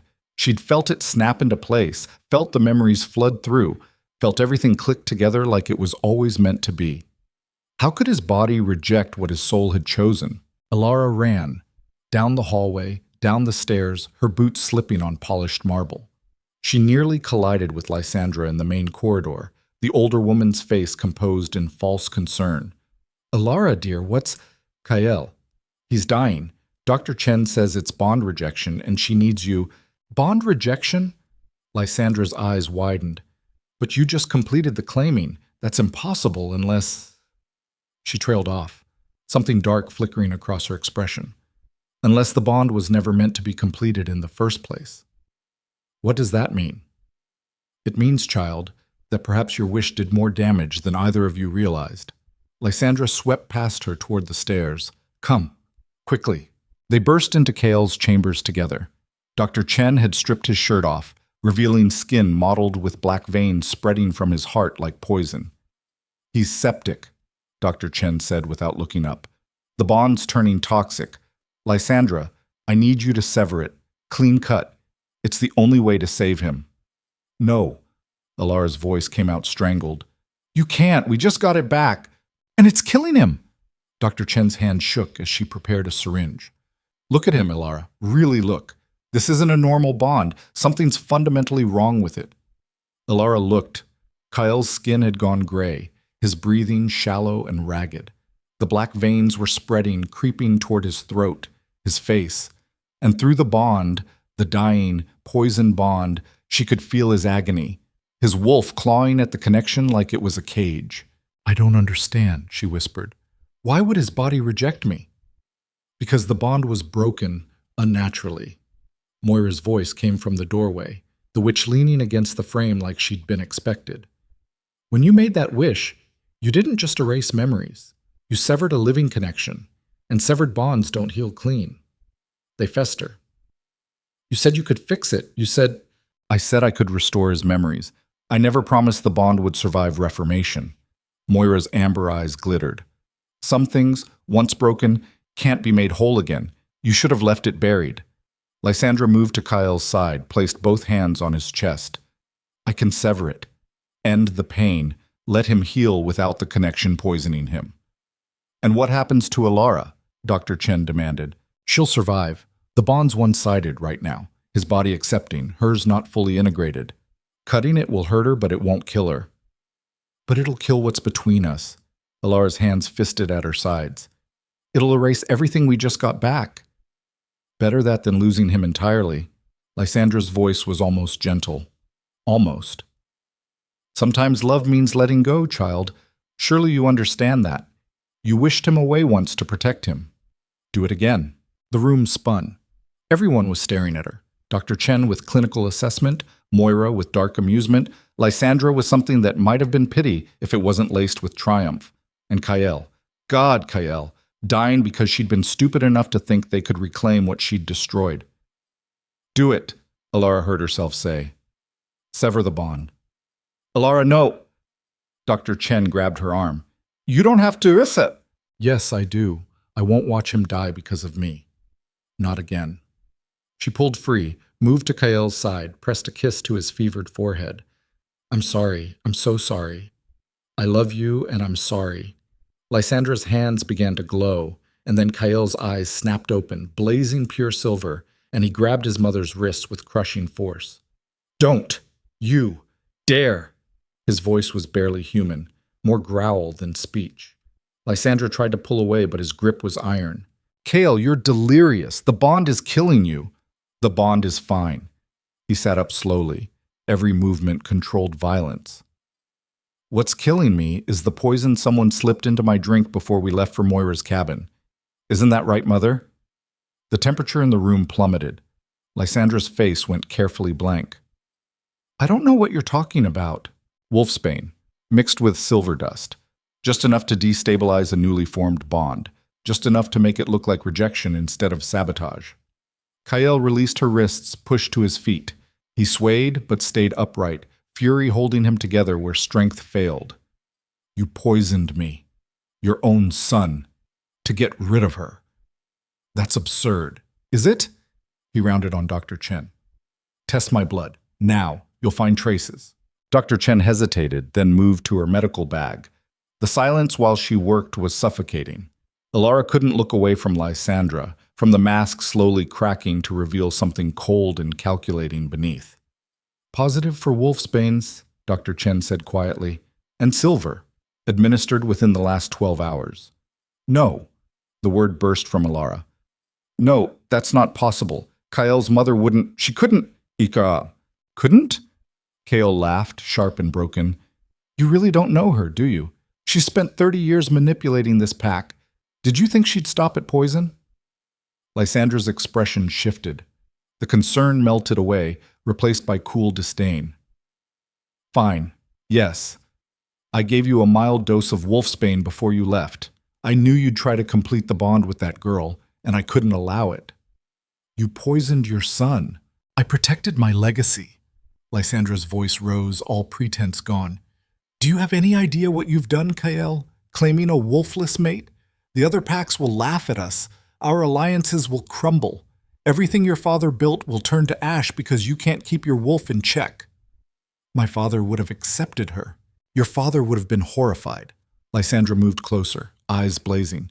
He died protecting this pack's reputation, maintaining our strength. And you're throwing it away for a servant who can't even shift. A broken thing who made a wish so selfish it nearly destroyed you both. Elara flinched like she'd been struck. Because Lysandra wasn't wrong. She had made that wish, had broken them. Everything that followed, the poison, the manipulation, the near death, spiraled from her choice. Get out, Kael said, voice deadly quiet. Kael, get out! The roar shook the windows. Get out of my sight before I forget you're my mother and rip your throat out. Lysandra's face went white. For a moment she looked almost fragile, almost hurt. Then the mask slammed back into place and she straightened her spine. This isn't over. The council will hear about this, about her. They won't accept a wolfless Luna. You'll have to choose, the pack or the girl. I choose her, every time. Now leave before I make good on my threat. Lysandra swept from the room, dignity intact despite the dismissal. The door closed with a soft click that felt worse than a slam. Elara stood frozen, trying to process what had just happened. Kael's mother. The woman who'd taken her in, given her work, offered her Marcus as an escape route. That same woman had poisoned her own son to prevent their bond from forming. How long? Her voice came out hoarse. How long have you known? That she poisoned me? Since we were halfway to Moira's cabin. I felt it hit my system. Recognized the taste. Kael pressed a hand to his chest where the black veins were already fading. The bond reformation accelerated the poison's effects, made it look like rejection instead of sabotage. Why didn't you tell me? Because I needed to see how far she'd go, needed proof she was behind everything. He moved to the window, stared out at the courtyard. And I got it. She confessed in front of witnesses. Dr. Chen and Moira heard everything. So what now? Now? Kael's laugh was bitter. Now we deal with the fallout. The council meeting she mentioned? It'll happen. Tomorrow, probably. And they'll demand I renounce you or step down as alpha. Then renounce me. He spun around. What? You heard your mother. The pack won't accept me. Your alliances will crumble. Everything will fall apart. Elara wrapped her arms around herself. I'm not worth that. I'm not worth destroying everything you've built. Don't. Kael crossed to her in 3 strides, grabbed her shoulders. Don't you dare tell me what you're worth. You're my mate, the mother of my child. You're worth everything. I made a wish that broke us, and I'm choosing to rebuild anyway. That's what love is, Elara, making the choice every single day to fight for each other. But the pack, fuck tradition, fuck every rule that says you're not good enough. His grip tightened. I love you. That's not negotiable, not debatable, not subject to council approval. Tears blurred her vision. They'll tear you apart. Then let them try. He pulled her against his chest, wrapped his arms around her. We've survived memory loss, poison, magical sabotage, and my mother's schemes. A council meeting is nothing. Elara wanted to believe him, wanted to have his certainty, but she'd lived in this pack long enough to know how it worked. Power didn't bow to love. Tradition didn't bend for outsiders, and she was the ultimate outsider. Wolfless, pregnant out of wedlock, or what they'd thought was out of wedlock, a scandal wrapped in weakness. What if they vote you out? She whispered against his chest. Then we leave. Start our own pack. Build something better. You'd give up everything for me? In a heartbeat, he tilted her chin up, forced her to meet his eyes. You and this child are my everything now. The pack comes second. Always.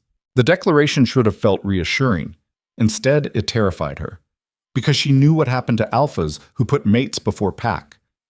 They were challenged, overthrown, killed, and Kyle was already weakened from the poison. I need air, she said, pulling away. I need to think.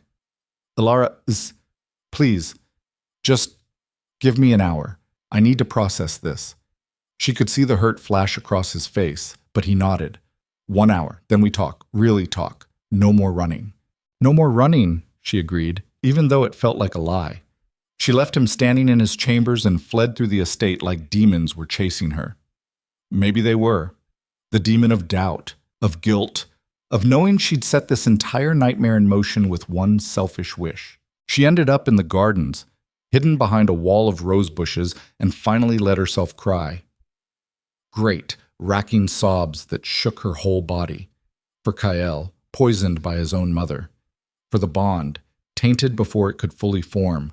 For the child in her belly who would be born into this chaos. For herself.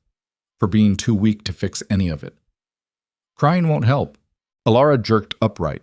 Moira sat on a stone bench 3 feet away, appearing from nowhere like she always did. The witch looked amused. What are you still doing here? Watching the show, it's quite entertaining. Moira pulled out a silver flask, took a long drink.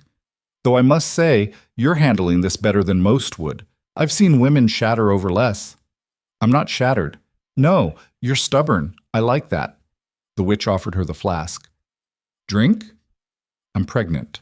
It's water. I'm not a monster. When Elara took it, Moira smiled. You're wondering if you made the wrong choice. Coming back. Rebuilding the bond. Fighting for him. How did you... I'm a witch child. Reading people is my trade. She leaned back, studying Elara with those unnerving amber eyes. You want my advice? Do I have a choice? Not really. Here it is. Stop trying to be what everyone else thinks you should be. Stop apologizing for existing. You made a wish because you loved him. Stupid? Yes. Selfish? Absolutely. But it came from love. And love, even misguided love, is worth fighting for. The pack will never accept me. Then change the pack. Or burn it down and start fresh. Moira stood, brushed off her trousers. You're stronger than you think, Elara Voss. You survived being wolfless in a society that values nothing else. You survived exile threats and poison schemes and memory loss. You'll survive this too. What if I don't want to just survive? What if I want to win? The witch's smile was all teeth. Then stop playing by their rules, make your own. She vanished between one blink and the next, leaving only the faint scent of smoke and herbs. Elara sat in the garden as the sun set, turning over Moira's words. Make your own rules. Stop apologizing. Fight. By the time she returned to the estate, night had fallen and her tears had dried. She found Kyle in his study, poring over pack law documents, looking exhausted but determined. I'm not running, she said from the doorway. He looked up, hope flaring in his eyes. You're staying? I'm staying, and I'm fighting. For you, for us, for our child. She moved into the room, placed both hands on his desk. But I need you to understand something.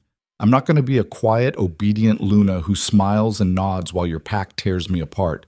I'm going to fight back, dirty if I have to. Kale's smile was fierce and proud. I wouldn't expect anything less. Good. Then tell me about pack law.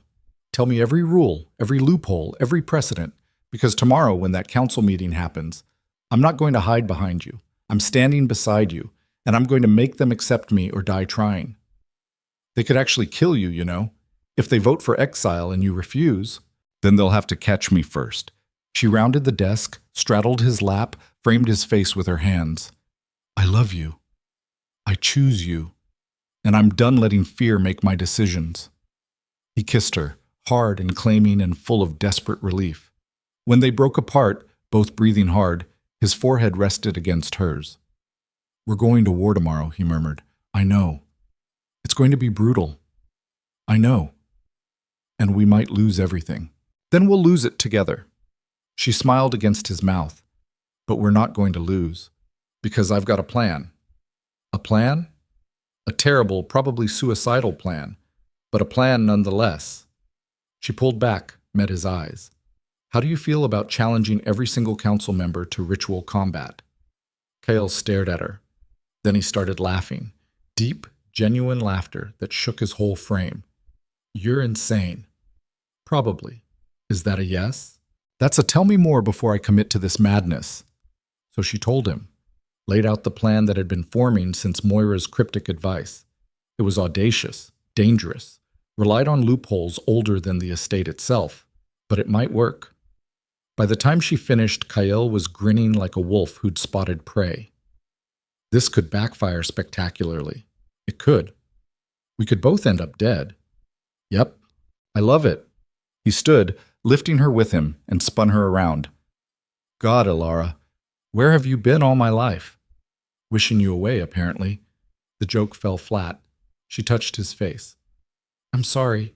For all of it. For breaking us. For... Stop. No more apologies. We're moving forward, remember? Forward, right. She took a breath. Then let's do this. Let's show them what a wolfless Luna can really do. Together? Together. They spent the rest of the night preparing, researching, strategizing. By the time dawn broke, they had their argument airtight and their resolve ironclad. The council meeting was called for noon in the great hall. Elara dressed carefully, not in servant's clothes, but in a deep green gown Kyle had brought from his mother's closet. It fit perfectly, hugging her growing belly, a visible reminder of the child everyone wanted to pretend didn't exist. She braided her hair back from her face. No jewelry, no adornment, just clean lines and quiet strength. When she walked into that hall beside Kyle, she wanted them to see exactly what they were rejecting, not a broken servant, a Luna. The council was already assembled when they arrived. 12 elders in their ceremonial robes, faces carved from stone. Lysandra sat among them, looking composed despite yesterday's confession. In the gallery above, pack members crowded, here to witness the spectacle. Councilman Thorne stood as they entered, his expression smug.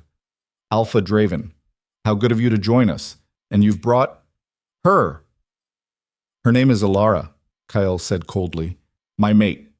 Your Luna. Show some respect. Respect must be earned, and frankly this girl has earned nothing but contempt. Thorne gestured to the assembly. We are here today to address a crisis of leadership. You have claimed a wolfless servant as your mate. This violates every tradition we hold sacred. The council demands you renounce this farce and accept a proper mate from among the ranked families. No. Then you leave us no choice. We vote to remove you as Alpha, effective immediately. Murmurs rippled through the gallery.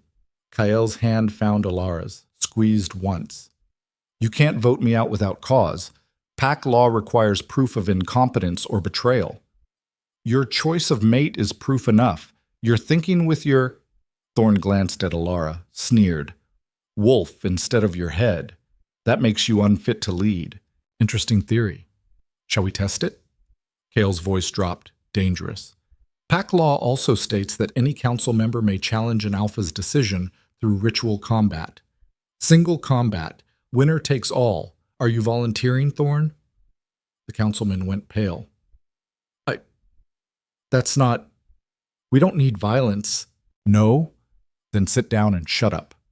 Kyle turned to the assembled elders. My mate stands before you. Yes, she's wolfless. Yes, she was a servant.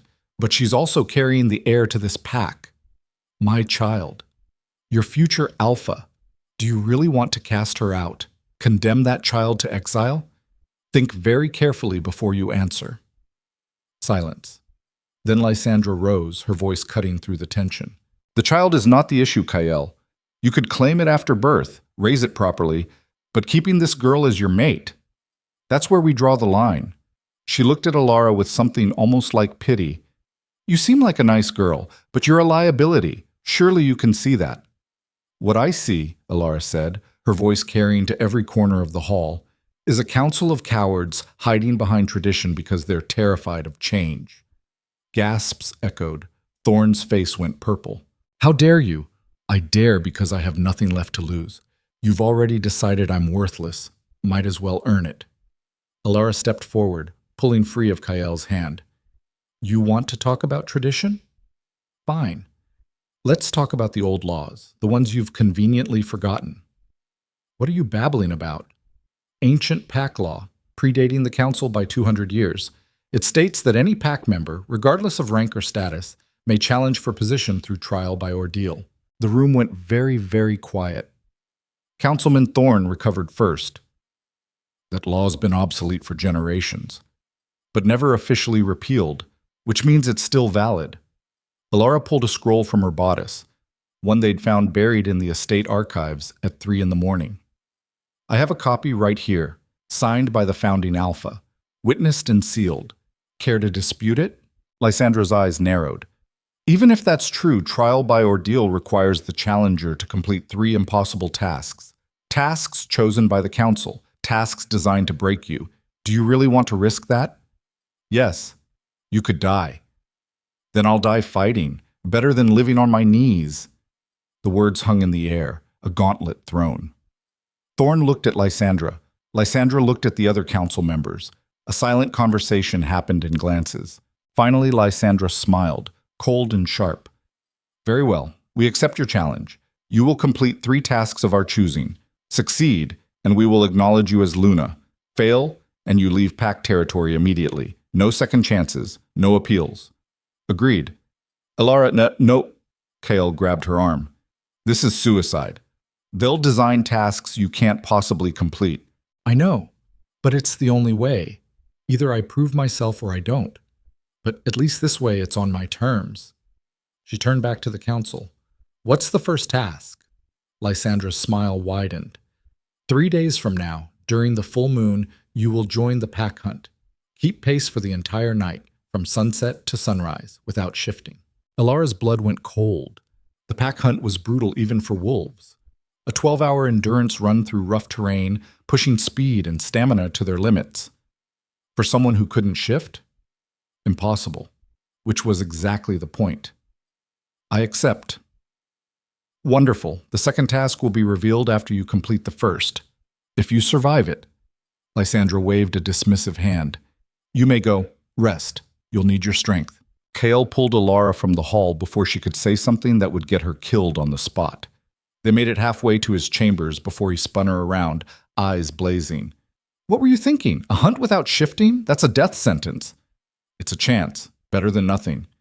It's suicide, and you know it. You'll collapse after the first hour. Then I'll get back up. And I'll keep running until I can't anymore. She grabbed his face, forced him to look at her. I need to do this. Need to prove I'm not weak. Not just to them. To myself. You don't have anything to prove. Yes, I do. To you. To our child. To everyone who's ever looked at me and seen nothing. Tears spilled down her cheeks. Please, please let me do this, even if I fail. Let me try. Kael's expression crumbled.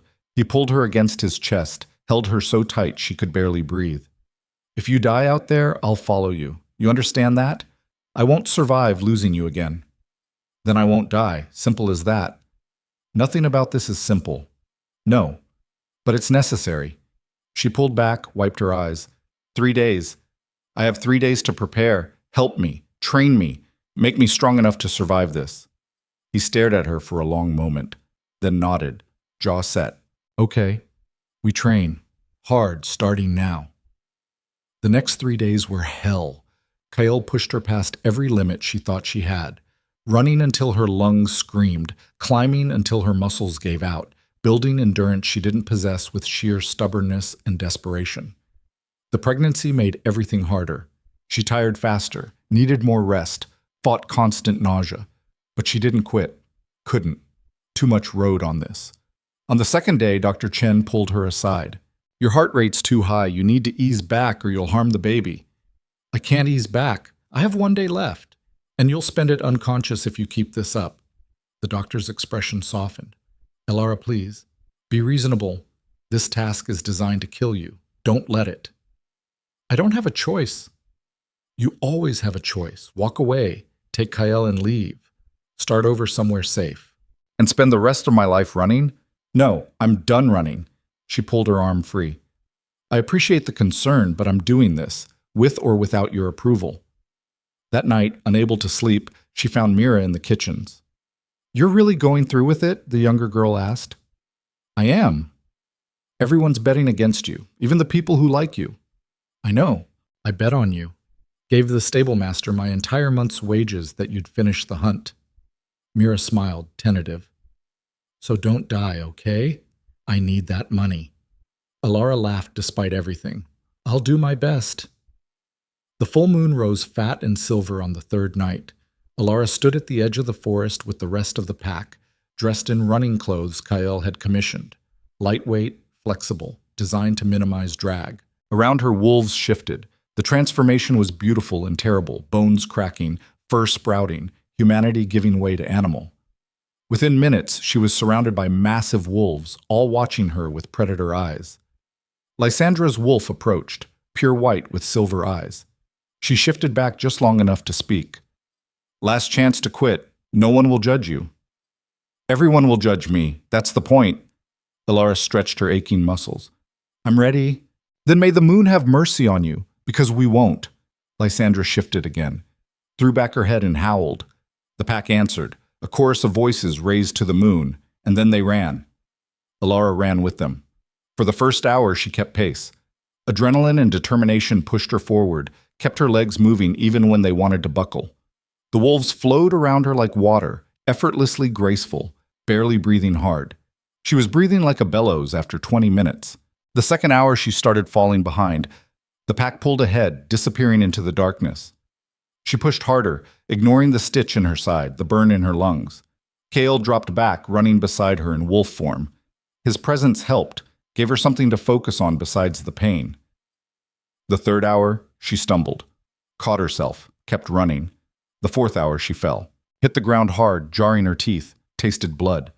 Kale's wolf circled back, whining, pressing his muzzle against her shoulder. I'm okay, she gasped. Keep going. Don't wait for me. He didn't leave. Stayed right there, watching her with storm-gray eyes that held more faith than she deserved. Elara dragged herself upright, kept running. The fifth hour blurred, the sixth. She lost track of time, of distance, of everything except the next step. And the next. And the next. Her vision doubled. Her legs felt like lead. But she didn't stop, couldn't stop. The pack circled back around hour 8. Lysandra shifted, looking genuinely surprised. You're still going. Told you. I would. 4 more hours. You'll never make it. Watch me. She did make it. Hour 9, hour 10. Stumbling now more than running. Kyle on one side, supporting her weight when she swayed. Another wolf she didn't recognize on the other. Hour 11. The sky was lightening, dawn coming, just 1 more hour. Elara's legs gave out. She hit the ground and couldn't get up. Her body simply refused, every muscle screaming, heart hammering so hard she thought it might burst. Get up, she whispered to herself. Get up, get up, get... It's over. Lysandra stood over her, back in human form. You gave it a good try, but not over. Elara clawed at the dirt, dragged herself forward 6 inches. Still, moving. You can barely crawl. Crawling. Still counts. She pulled herself forward again. Again. Inch by agonizing inch. The pack watched in silence, some with pity, some with grudging respect. Lysandra's face was unreadable. The sun broke over the horizon, 12 hours exactly. Elara collapsed face first in the dirt and didn't move. Kyle shifted instantly, gathering her into his arms. Elara, talk to me. Did it? She mumbled against his chest. Finished. Told you. I would. Around them, the pack shifted back, silent, watching Lysandra. The older woman stared at Elara for a long moment. Then, incredibly, she smiled. So you did. Congratulations, you've completed the first task. And the second? Kael demanded.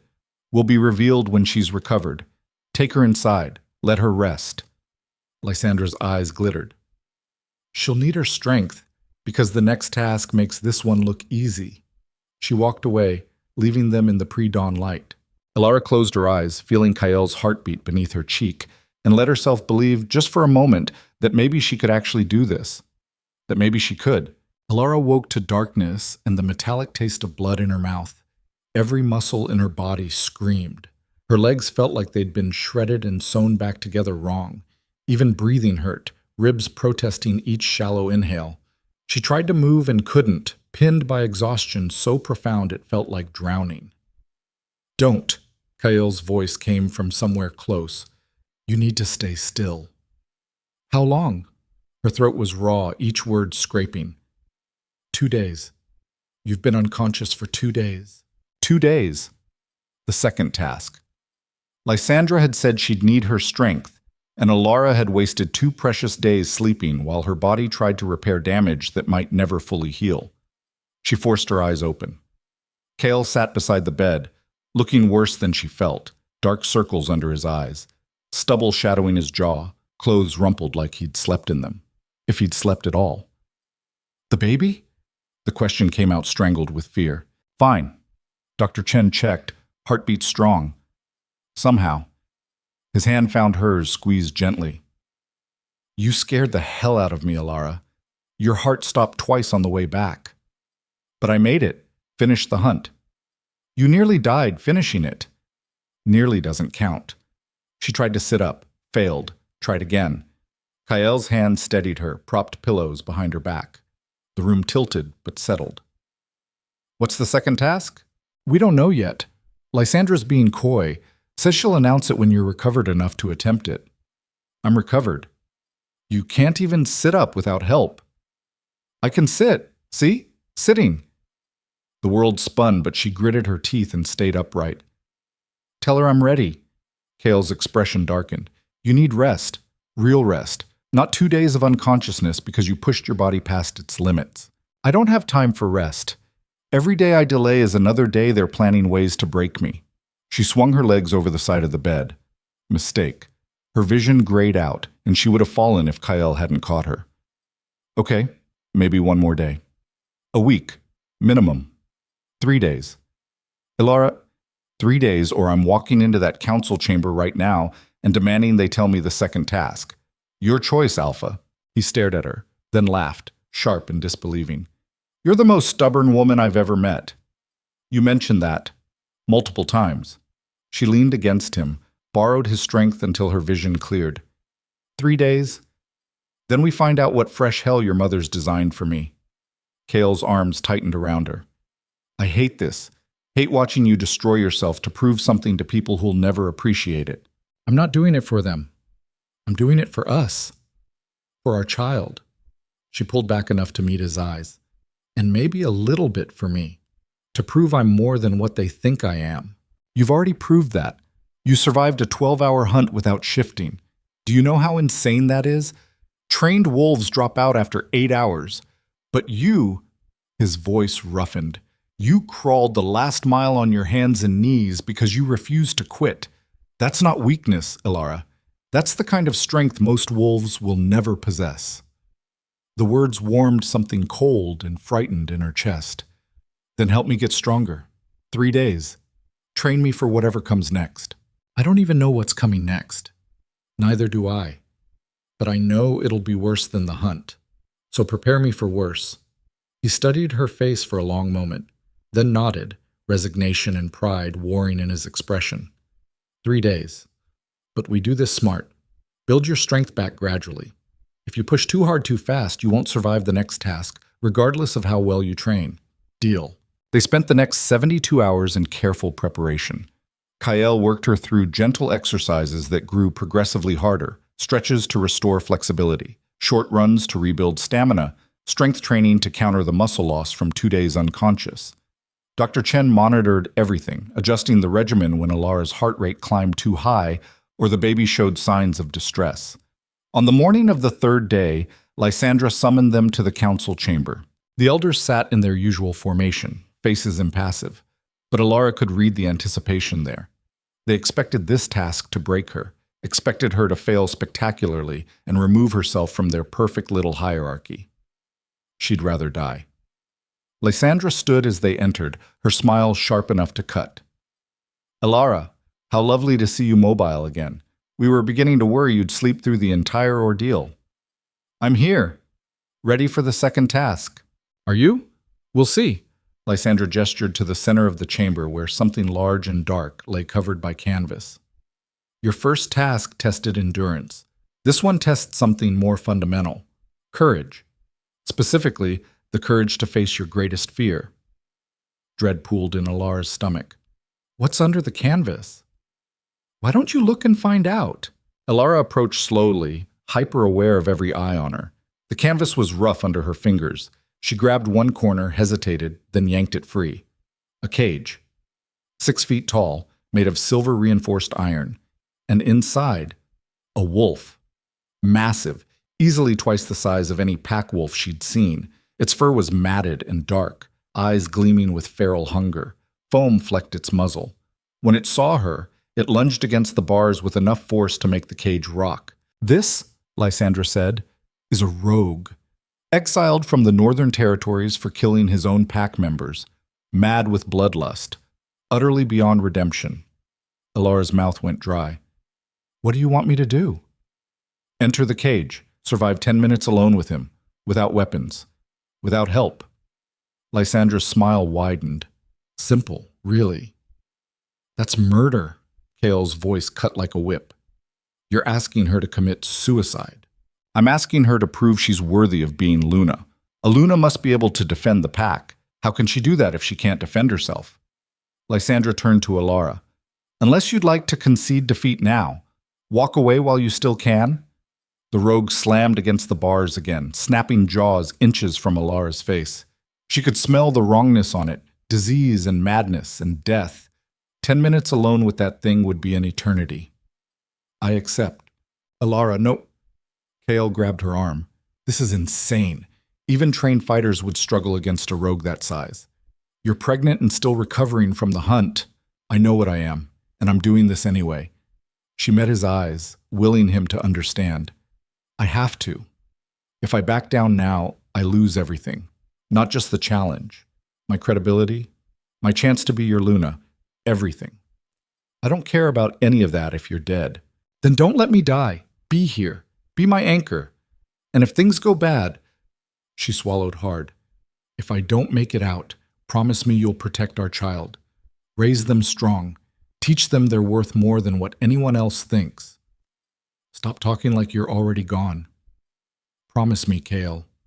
His jaw clenched. "I promise. But you're going to survive this. You're going to walk out of that cage, and we're going to finish this challenge together. Understood?" She nodded, not trusting her voice. Councilman Thorne unlocked the cage door with a key that looked ancient.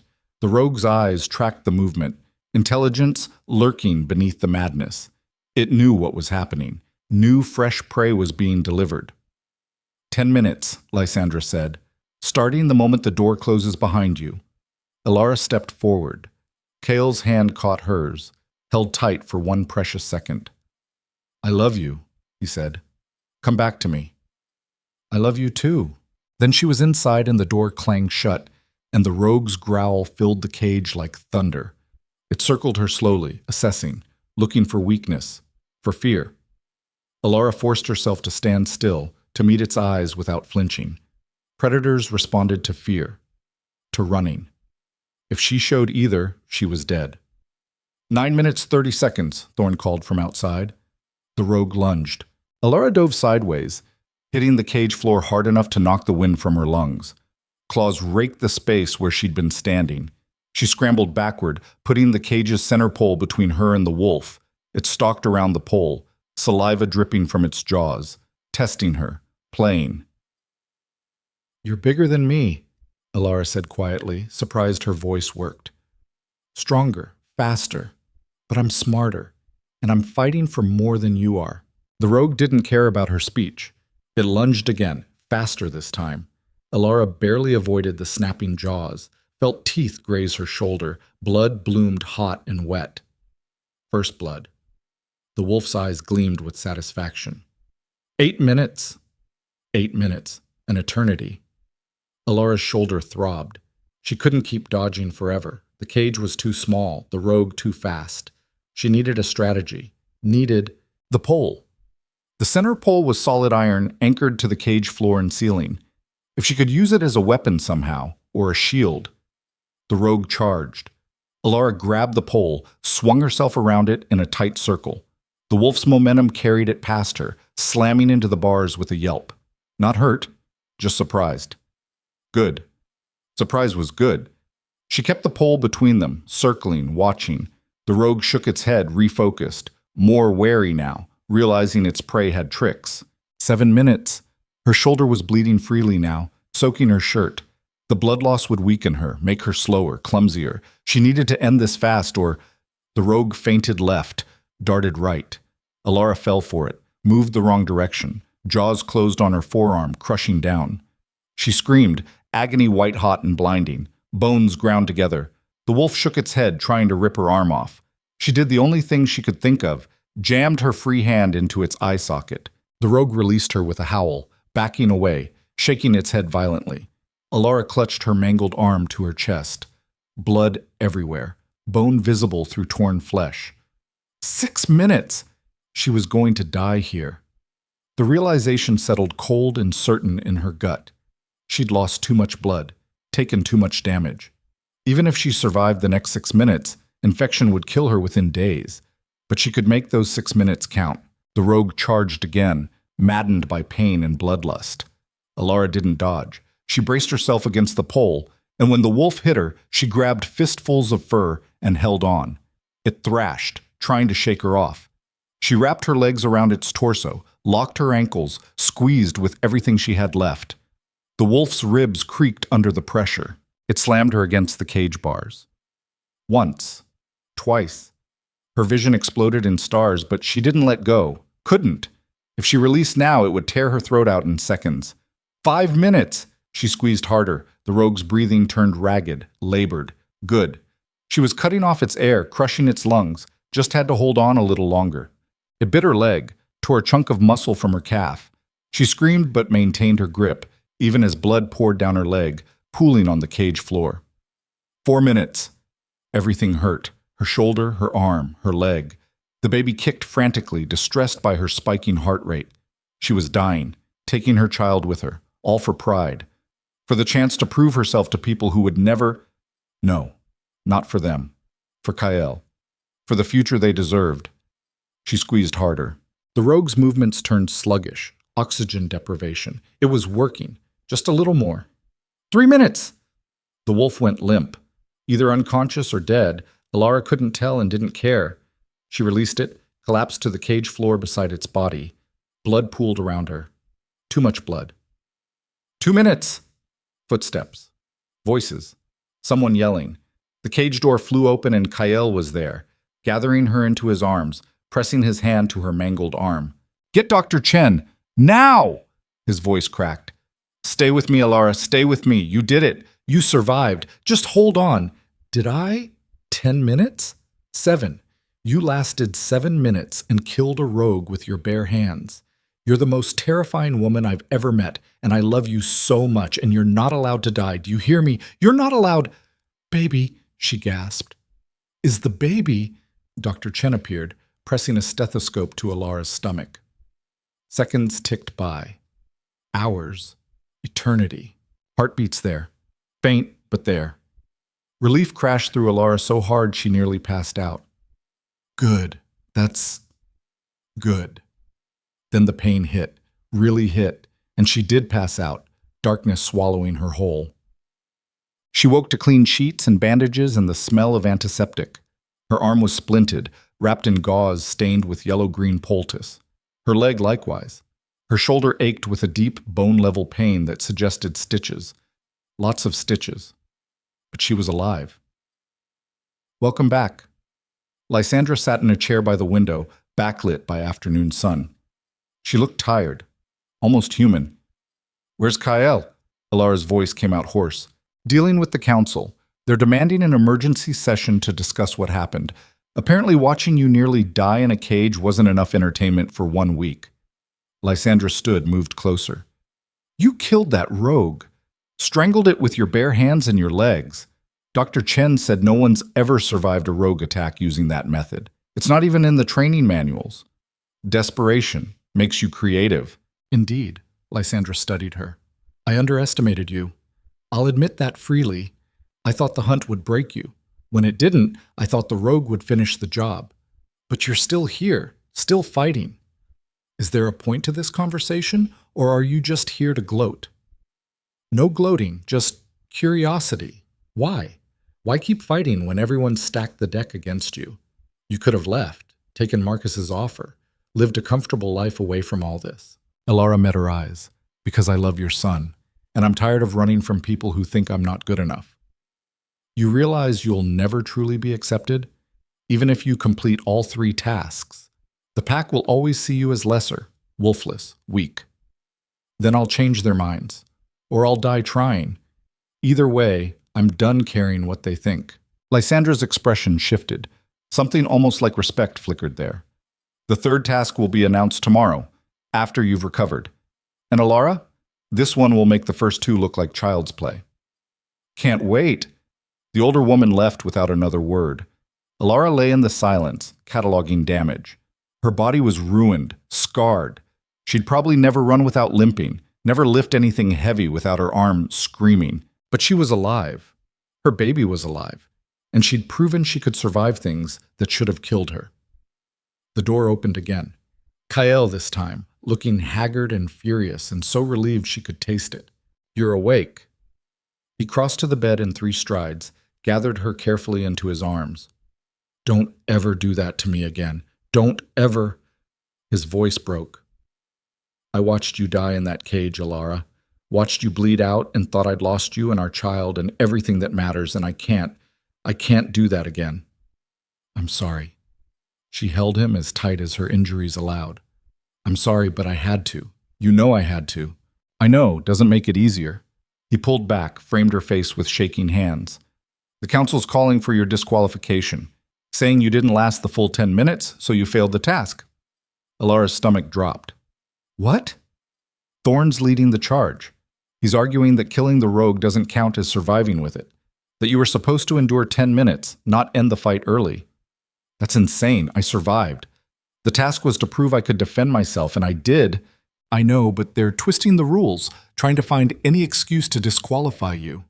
Kale's grip tightened. There's going to be a vote, tomorrow, on whether you passed or failed the 2nd task. And if they vote failure, the 3rd task becomes impossible. You'd have to complete it perfectly with no room for error or interpretation. Then I'll complete it perfectly. Elara, no more doubt, no more fear. I've come too far to quit now. She pushed herself upright, ignoring the screaming protest from every injury. What time's the vote? Noon, but you need to rest. I'll rest when I'm dead, which might be soon if I don't fight for this. She swung her legs over the bed. Her calf nearly buckled, but she locked her knee, stayed upright through sheer stubbornness. Help me get dressed. Something that makes me look like a Luna, not a victim. You're in no condition. I'm in exactly the condition I need to be in. Broken but not defeated, bloody but unbowed. They need to see that you can tear me apart, and I'll still get back up. She met his eyes. Please, Kale, help me show them what a real Luna looks like. He stared at her, then slowly he smiled, fierce and proud and absolutely feral. All right, let's show them. Tech. The council chamber was packed when they arrived the next day. Word had spread. The wolfless servant who'd survived the impossible was fighting for official recognition. Pack members filled the gallery, voices rising in speculation and argument. Elara walked in on Kyle's arm, dressed in deep crimson that matched the Luna ceremonial robes. Dr. Chen had rewrapped her wounds with clean bandages, but blood was already seeping through. Each step sent agony lancing up her leg. Her splinted arm hung in a sling. She looked like she'd walked through a war zone. which was exactly the point. Silence fell as they entered. Every eye locked on her, on the visible proof of what she'd endured. Elara lifted her chin and walked to the center of the chamber, refusing to lean on Kael despite how badly she wanted to. Councilman Thorne stood, lips pressed in a thin line of disapproval. Elara Voss, you stand accused of failing the second task. The requirement was to survive 10 minutes in the cage with a rogue. You lasted 7. By any objective measure, that is failure. I survived longer than 7 minutes, Elara said, voice carrying to every corner. I survived, present tense. The rogue is dead. I'm alive. That's not failure, that's victory. You killed it before the time expired. That wasn't the task. The task was to prove I could defend myself and the pack. I did that, definitively. Or are you arguing that eliminating a threat completely is somehow worse than simply outlasting it? Murmurs rippled through the crowd. Thorne's face darkened. The rules were clear. The rules were designed to kill me. We all know it. You put me in a cage with a rogue twice my size and expected me to die. Instead, I killed it. With a broken arm and claw marks to my bones, I strangled a rogue. Show me another pack member who's done that. She turned, addressing the gallery. Anyone? Any volunteers to try what I did? Silence. That's what I thought. She turned back to the council. I passed your task. Not the way you expected. Not the way you hoped. But I passed. And if you disqualify me now, you're admitting this was never about proving myself. It was about getting rid of me by any means necessary. How dare you accuse this council? I dare, because I have nothing left to lose, the shout echoed. You've thrown everything at me. Exile threats, impossible tasks, a rogue designed to rip me apart. And I'm still standing, still fighting, still here. So either accept that I passed, or admit you're scared of what I represent. And what do you represent? Lysandra's voice cut through the chaos. She stood, moving to stand beside her son. What exactly should we fear about a wolfless girl who barely survived her own stubbornness? Elara met her eyes. Change.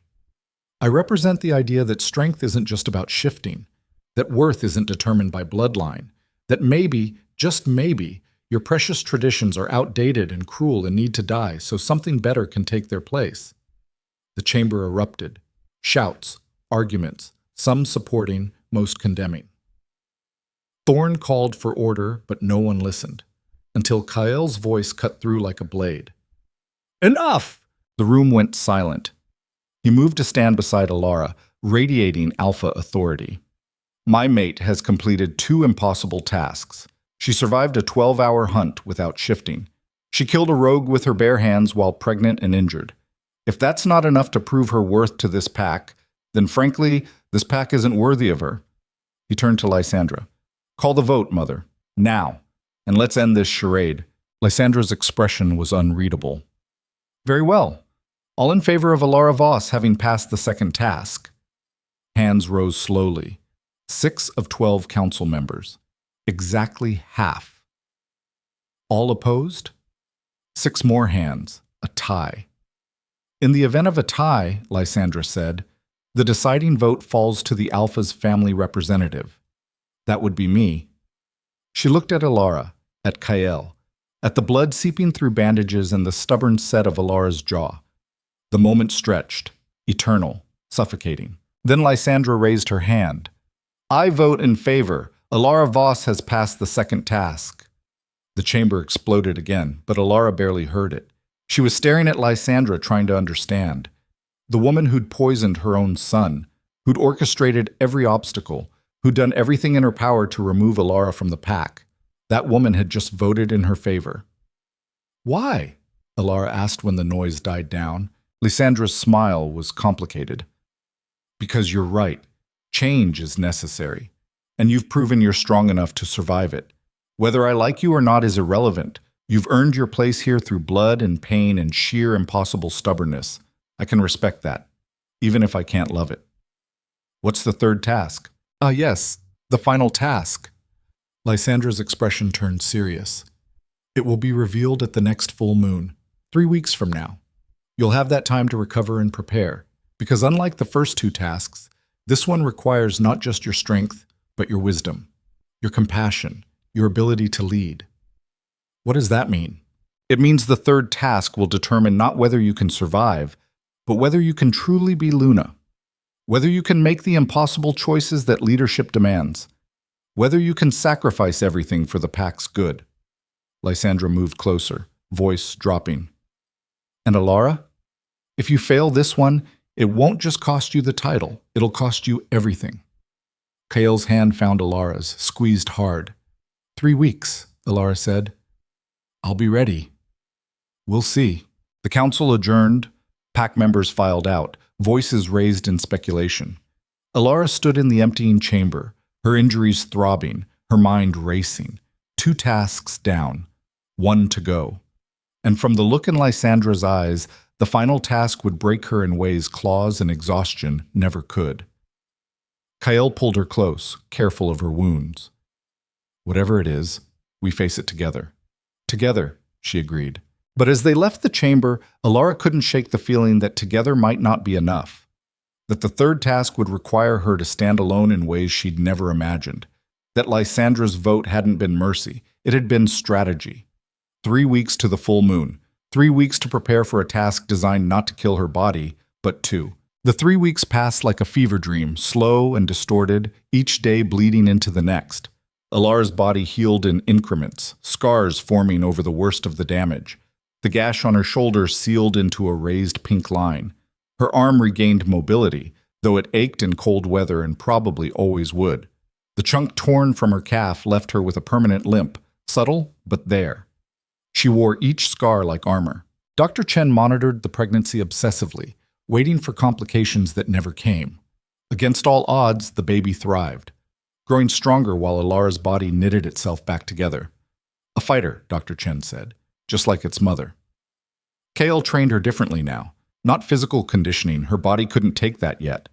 Instead, he taught her pack law, pack history, the intricate web of alliances and grudges that held Moonvale together.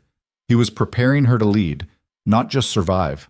The third task will test your judgment, he said one evening, both of them sprawled on the floor of his study surrounded by leather-bound records. Mother said as much, which means you'll be forced to make a choice, probably one with no good answer. Like what? I don't know, but knowing her, it'll be designed to make you choose between your values and the pack's survival, between what's right and what's necessary. He traced the scar on her shoulder with gentle fingers. She's testing whether you can sacrifice your ideals when leadership demands it.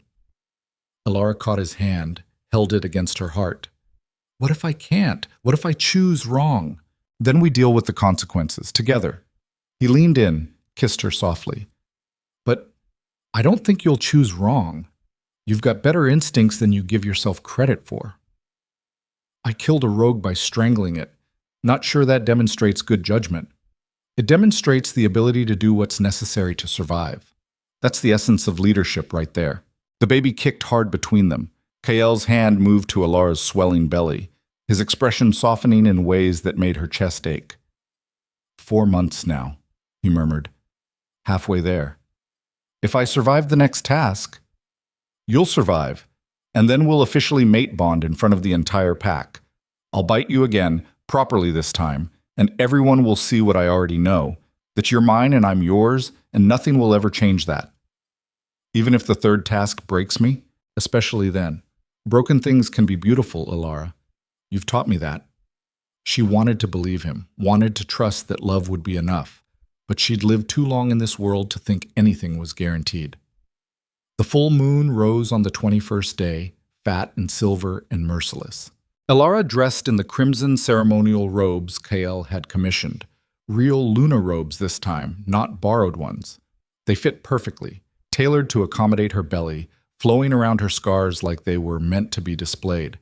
She looked like a warrior queen, battered but unbroken. Kael met her at the door of their chambers, dressed in his alpha blacks.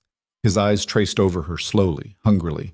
Beautiful, terrifying, perfect. Flattery won't make this easier. Not trying to make it easier, just reminding you who you are before they try to make you forget. They walked to the council chamber hand in hand.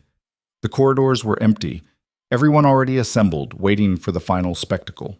Elara's limp was more pronounced tonight, nerves making her favor the injured leg. The chamber doors opened and the crowd's roar hit like a physical force. The place was packed beyond capacity. Pack members jammed the gallery, overflowing into the aisles. The 12 council members sat in their places, faces impassive, and Lysandra stood in the center of it all, holding something wrapped in dark cloth. "Elara Voss," she called as they entered. "Approach." Elara released Kael's hand and walked forward alone. Each step echoed in the sudden silence. When she reached the center, Lysandra unwrapped the cloth to reveal a knife. Old and ornate, the blade etched with symbols Elara didn't recognize. The handle was bone, worn smooth by generations of hands. "This," Lysandra said, "is the Luna's blade, passed down through our line for 200 years. It has been used for ceremonies, judgments, and when necessary, executions." Elara's mouth went dry. "What's the third task?" "Justice. Leadership requires the ability to dispense justice even when it tears you apart inside." Lysandra's eyes glittered. "We have captured a traitor, someone who has broken pack law in the most fundamental way. According to tradition, the Alpha or Luna must execute traitors personally, publicly, to show the pack that law applies equally to everyone." "Who's the traitor?" Lysandra gestured. Guards dragged someone from the shadows, a woman, bound and gagged, struggling. When they yanked off the hood, Elara's world tilted. Mira. Sweet, kind Mira, who'd been the only friend she had in those first terrible days, who'd bet her wages on Elara surviving, who'd brought her food and sat with her and made her feel less alone. "No." The word ripped from Elara's throat. "What did she do?" "She was caught passing information to the northern packs. Details about our defenses, our patrol schedules, our weaknesses. She's been a spy for months. That's not possible. Mira wouldn't she?" Lysandra produced a stack of letters, tossed them at Elara's feet. "Read them. All in her handwriting, all detailing information that could get this pack slaughtered." Elara snatched up those letters with shaking hands. Mira's handwriting, clear as day, describing guard rotations, weak points in the territory, even mentioning Kael's illness from the broken bond. She looked at Mira. The girl's eyes were wide and terrified behind the gag, tears streaming down her face. "Your task," Lysandra said, "is simple. Execute the traitor. Prove you can make the hard choices leadership demands. Or refuse, fail the task, and condemn yourself and your child to exile." The crowd murmured. Elara's vision tunneled. This was it. The impossible choice. Kill her only friend or lose everything. "Can she speak?" Elara's voice came out hoarse. "I want to hear her side." "There is no side to hear. The evidence is—" "I said let her speak." Lysandra nodded to the guards. They removed Mira's gag. "I'm sorry," Mira sobbed immediately. "I'm so sorry, Elara. They have my sister. The Northern Pack has my sister, and they said if I didn't give them information, they'd kill her. I didn't want to betray anyone. I swear I didn't. But she's all I have left, and I couldn't let her die." "Enough." Lysandra's voice cut through the confession. "Motivation doesn't change action. She betrayed the pack. The penalty is death. Execute her, Elara, or walk away and never return." Elara stared at the knife in Lysandra's hand, at Mira kneeling on the floor, sobbing, at the crowd watching with hungry anticipation, at Kael standing at the edge of the chamber, his face carefully blank but his eyes screaming. This was the test. Not strength or courage or endurance. The test was whether she could become like them, whether she could sacrifice her humanity for power, whether she could kill an innocent girl forced into an impossible situation by people who understood exactly how to manipulate desperation. Elara looked at Lysandra, really looked, and saw the calculation there, the certainty that Elara would either refuse and lose or comply and destroy herself from the inside. A no-win scenario, unless she changed the rules. "No," Elara said quietly. The chamber went silent. "No?" Lysandra's eyebrows rose. "You refuse the task?" "I refuse this version of the task. You said I have to dispense justice. Fine. Here's my judgment." She turned to face the crowd. "Mira broke pack law. That's not in dispute. But she did it to save her sister's life. She was forced into an impossible choice by an enemy that knew exactly how to exploit her. That doesn't excuse betrayal, but it does create context. Context is irrelevant. Context is everything, Elara's voice rang out. Leadership isn't about blindly following rules. It's about understanding when mercy serves the pack better than cruelty. Mira made a mistake, a terrible mistake, but she can atone for it. She can help us feed false information to the Northern Pack, use her sister's captivity as a weapon against our enemies instead of just killing her and learning nothing. That's not how justice works in this pack. Then maybe it's time this pack learned a different way. Elara moved to Mira, knelt beside her despite the screaming protest from her injured leg. I was you once, trapped between impossible choices, made to feel like my only value was how much I could sacrifice for people who'd never appreciate it. And I'm done perpetuating that cycle. She stood, turned to Lysandra. I won't kill her, but I won't set her free either. She stays confined until we've extracted every piece of useful information. Then she helps us rescue her sister, and when that's done, she's exiled. Not dead, just gone. That's my judgment. That's weakness, Lysandra's voice was cold. A Luna who can't execute traitors is a Luna who can't show mercy when it's warranted is a tyrant, and I won't become that, not even for this. Elara met Kael's eyes across the chamber. If that means I fail, so be it. I'd rather lose everything than lose myself. The silence was absolute, crushing. Then Kael started clapping, slow, deliberate applause that echoed through the chamber. He walked forward, came to stand beside Elara, his hand finding hers. She's right, he said, voice carrying to every corner. We've ruled through fear and tradition for so long we've forgotten that strength comes in many forms. My mate just showed more courage refusing this task than most of you have shown in your entire lives. She chose compassion over cruelty, mercy over vengeance. And if you can't see the strength in that, you're the ones who are weak. Kael, Lysandra's voice held a warning. No, Mother. I'm done letting you orchestrate these games. You've tested her, pushed her to breaking, tried every method you could think of to prove she wasn't worthy. And every time she's proven you wrong. Not by becoming like us, by being better than us. He turned to the council. Elara Voss is my mate, my Luna, the mother of my heir. And if this pack can't accept that, if you need her to become a killer to prove herself, then maybe it's time for new leadership. I'll step down right now. Hand the alpha position to whoever wants it, and Elara and I will leave and build something better somewhere else. The threat landed like a bomb. Councilman Thorne shot to his feet. You can't just abandon the pack. Watch me. I'm done sacrificing the people I love to maintain a system that's rotten at its core. Kael's eyes blazed. So you have a choice. Accept Elara as Luna, mercy and all, or find a new alpha. What's it going to be? The council members looked at each other, at Lysandra, at the crowd murmuring and shifting. Finally, one of the younger counselors stood. A woman named Sarah, who'd always struck Elara as reasonable. I vote to accept Elara's judgment and to recognize her as Luna. Another stood, then another. One by one, 7 of the 12 council members rose in support. A majority. Thorne's face went purple. This is unprecedented, unacceptable. She failed the task. She redefined it. Lysandra's voice cut through his protest. Everyone turned to stare at her. She looked at Elara with an expression that might have been respect, might have been resignation. The task was to show she could lead. She did that. Not the way I expected, not the way I wanted, but she showed judgment, compassion, and the courage to stand by her convictions even when it cost her everything. That's leadership. She picked up the Luna's blade, walked to Elara, and held it out. Take it. It's yours now. You've earned it through blood and pain and impossible choices. Use it wisely. Elara's hand shook as she accepted the blade. The bone handle was warm under her fingers. 200 years of history, of Lunas who'd come before, women who'd fought and sacrificed and led. Now she was one of them. Thank you, she whispered. Lysandra's smile was complicated.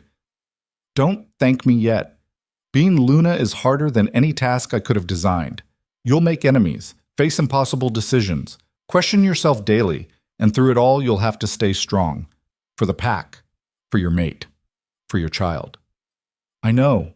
Do you? Because I spent 3 months trying to break you to save you from this burden, to protect you from the reality of what leadership costs, and you fought me every step of the way. Lysandra's voice softened. I was wrong to poison Kael, wrong to manipulate the trial, but I wasn't wrong about the weight you're taking on. It will crush you if you let it.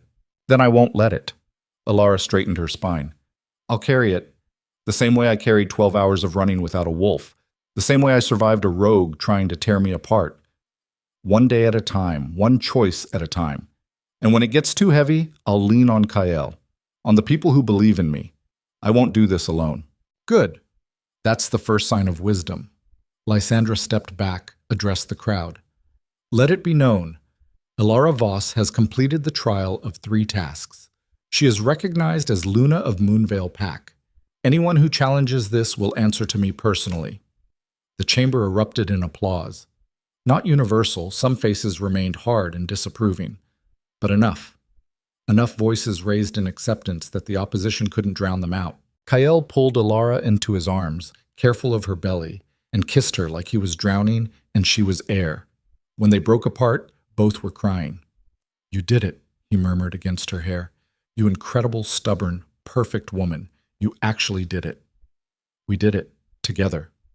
Always together. The celebration that followed was chaotic. Pack members swarmed to congratulate or glare or simply stare at the wolfless woman who'd become their Luna. Elara handled it all with as much grace as she could muster, leaning on Kael when exhaustion threatened to buckle her knees. Mira was taken away to be questioned and confined. Before the guards let her out, she caught Elara's eye and mouthed 2 words. Thank you. Elara nodded once. Mercy didn't mean forgiveness. Mira had betrayed the pack and would face consequences. But she'd face them alive, with a chance to make things right. That mattered. As the crowd slowly dispersed, Lysandra appeared at Elara's elbow. Walk with me. It wasn't a request.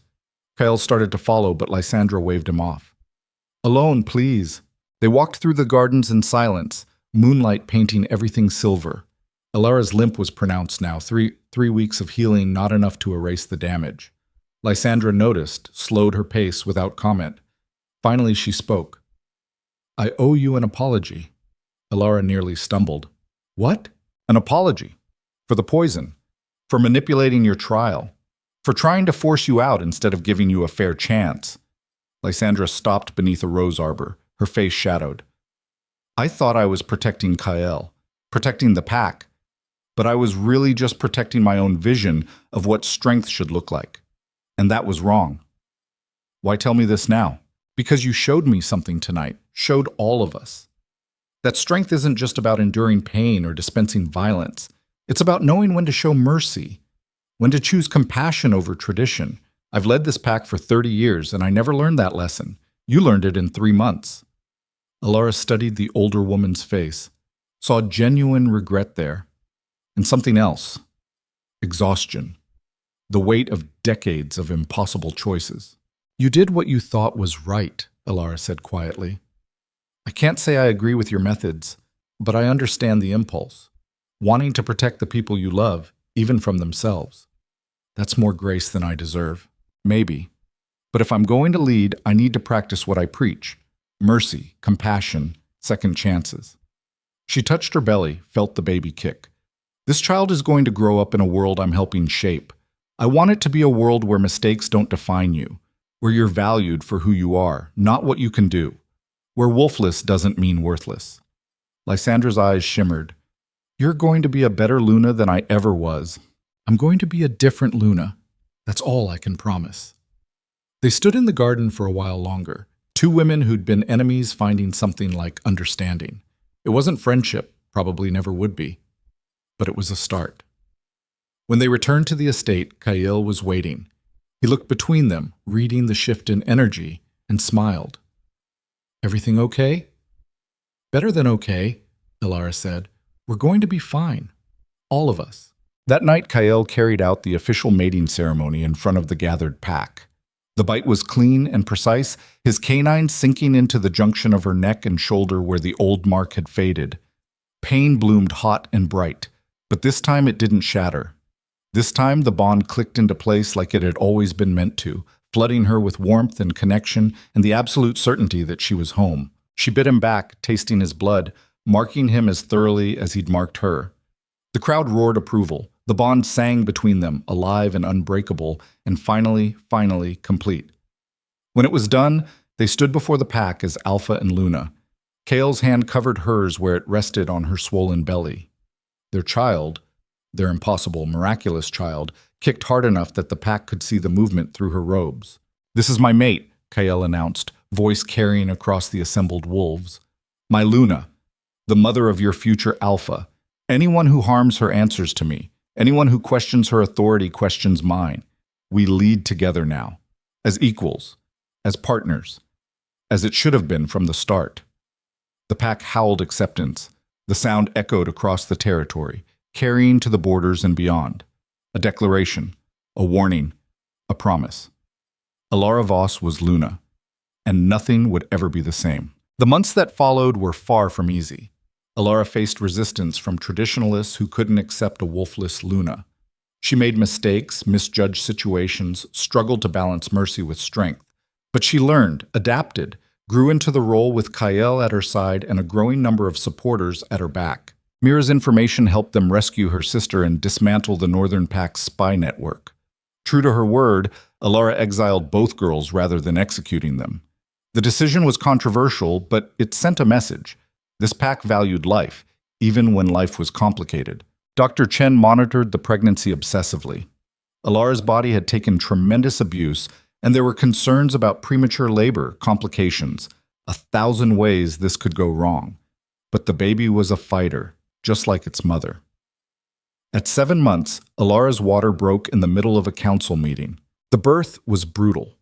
36 hours of labor that left her screaming and broken and absolutely certain she was going to die. But Kyle never left her side, holding her hand through every contraction, whispering encouragement when she had no strength left. And finally, a cry split the air. "It's a girl!" Dr. Chen announced, placing the tiny, perfect bundle on Elara's chest. A healthy baby girl. Elara stared down at her daughter through tears. The baby had Kyle's dark hair and her green eyes and the strongest grip Elara had ever felt. No wolf yet. That wouldn't manifest until puberty, but alive and perfect. And here. "She's beautiful," Kyle breathed, tracing one finger down their daughter's cheek. "What should we name her?" Elara thought about the journey that had led here, the broken bonds and impossible tasks, the women who'd helped and hindered, the strength she'd found in the darkest places. "Lyric," she said. "Her name is Lyric, because our story was worth singing." Kyle kissed her forehead. "Perfect. She's absolutely perfect." The pack welcomed their future Alpha with celebration that lasted 3 days. Even the doubters had to admit, this child represented hope, a new generation, a chance to build something better. Elara watched from the window of her chambers as pack members danced below, Lyric asleep in her arms. The scars on her body ached with the weather change coming. Her limp would never fully heal. The nightmares from the rogue attack still woke her sometimes. But she was here, alive. Luna, mother, mate. She'd started as nothing, a wolfless servant with no prospects and no hope. She'd been tested, broken, pushed to the absolute edge of what she could endure. And she'd survived. Not just survived, transformed into someone strong enough to change an entire pack's definition of strength. Kyle appeared behind her, wrapped his arms around both her and Lyric. "What are you thinking about?" How impossible this all seemed 3 months ago. How sure I was that I'd fail. "But you didn't." "No, I didn't." She leaned back against his chest. "I thought becoming Luna would feel different. Like some switch would flip and suddenly I'd feel worthy of it. But I still feel like me. Still scared sometimes. Still doubting." "Good. The day you stop doubting is the day you become dangerous. Doubt keeps you honest, keeps you human." He kissed the top of her head. "You're exactly the Luna this pack needs. Not in spite of your doubts, but because of them." "I love you. You know that?" "I know. You told me.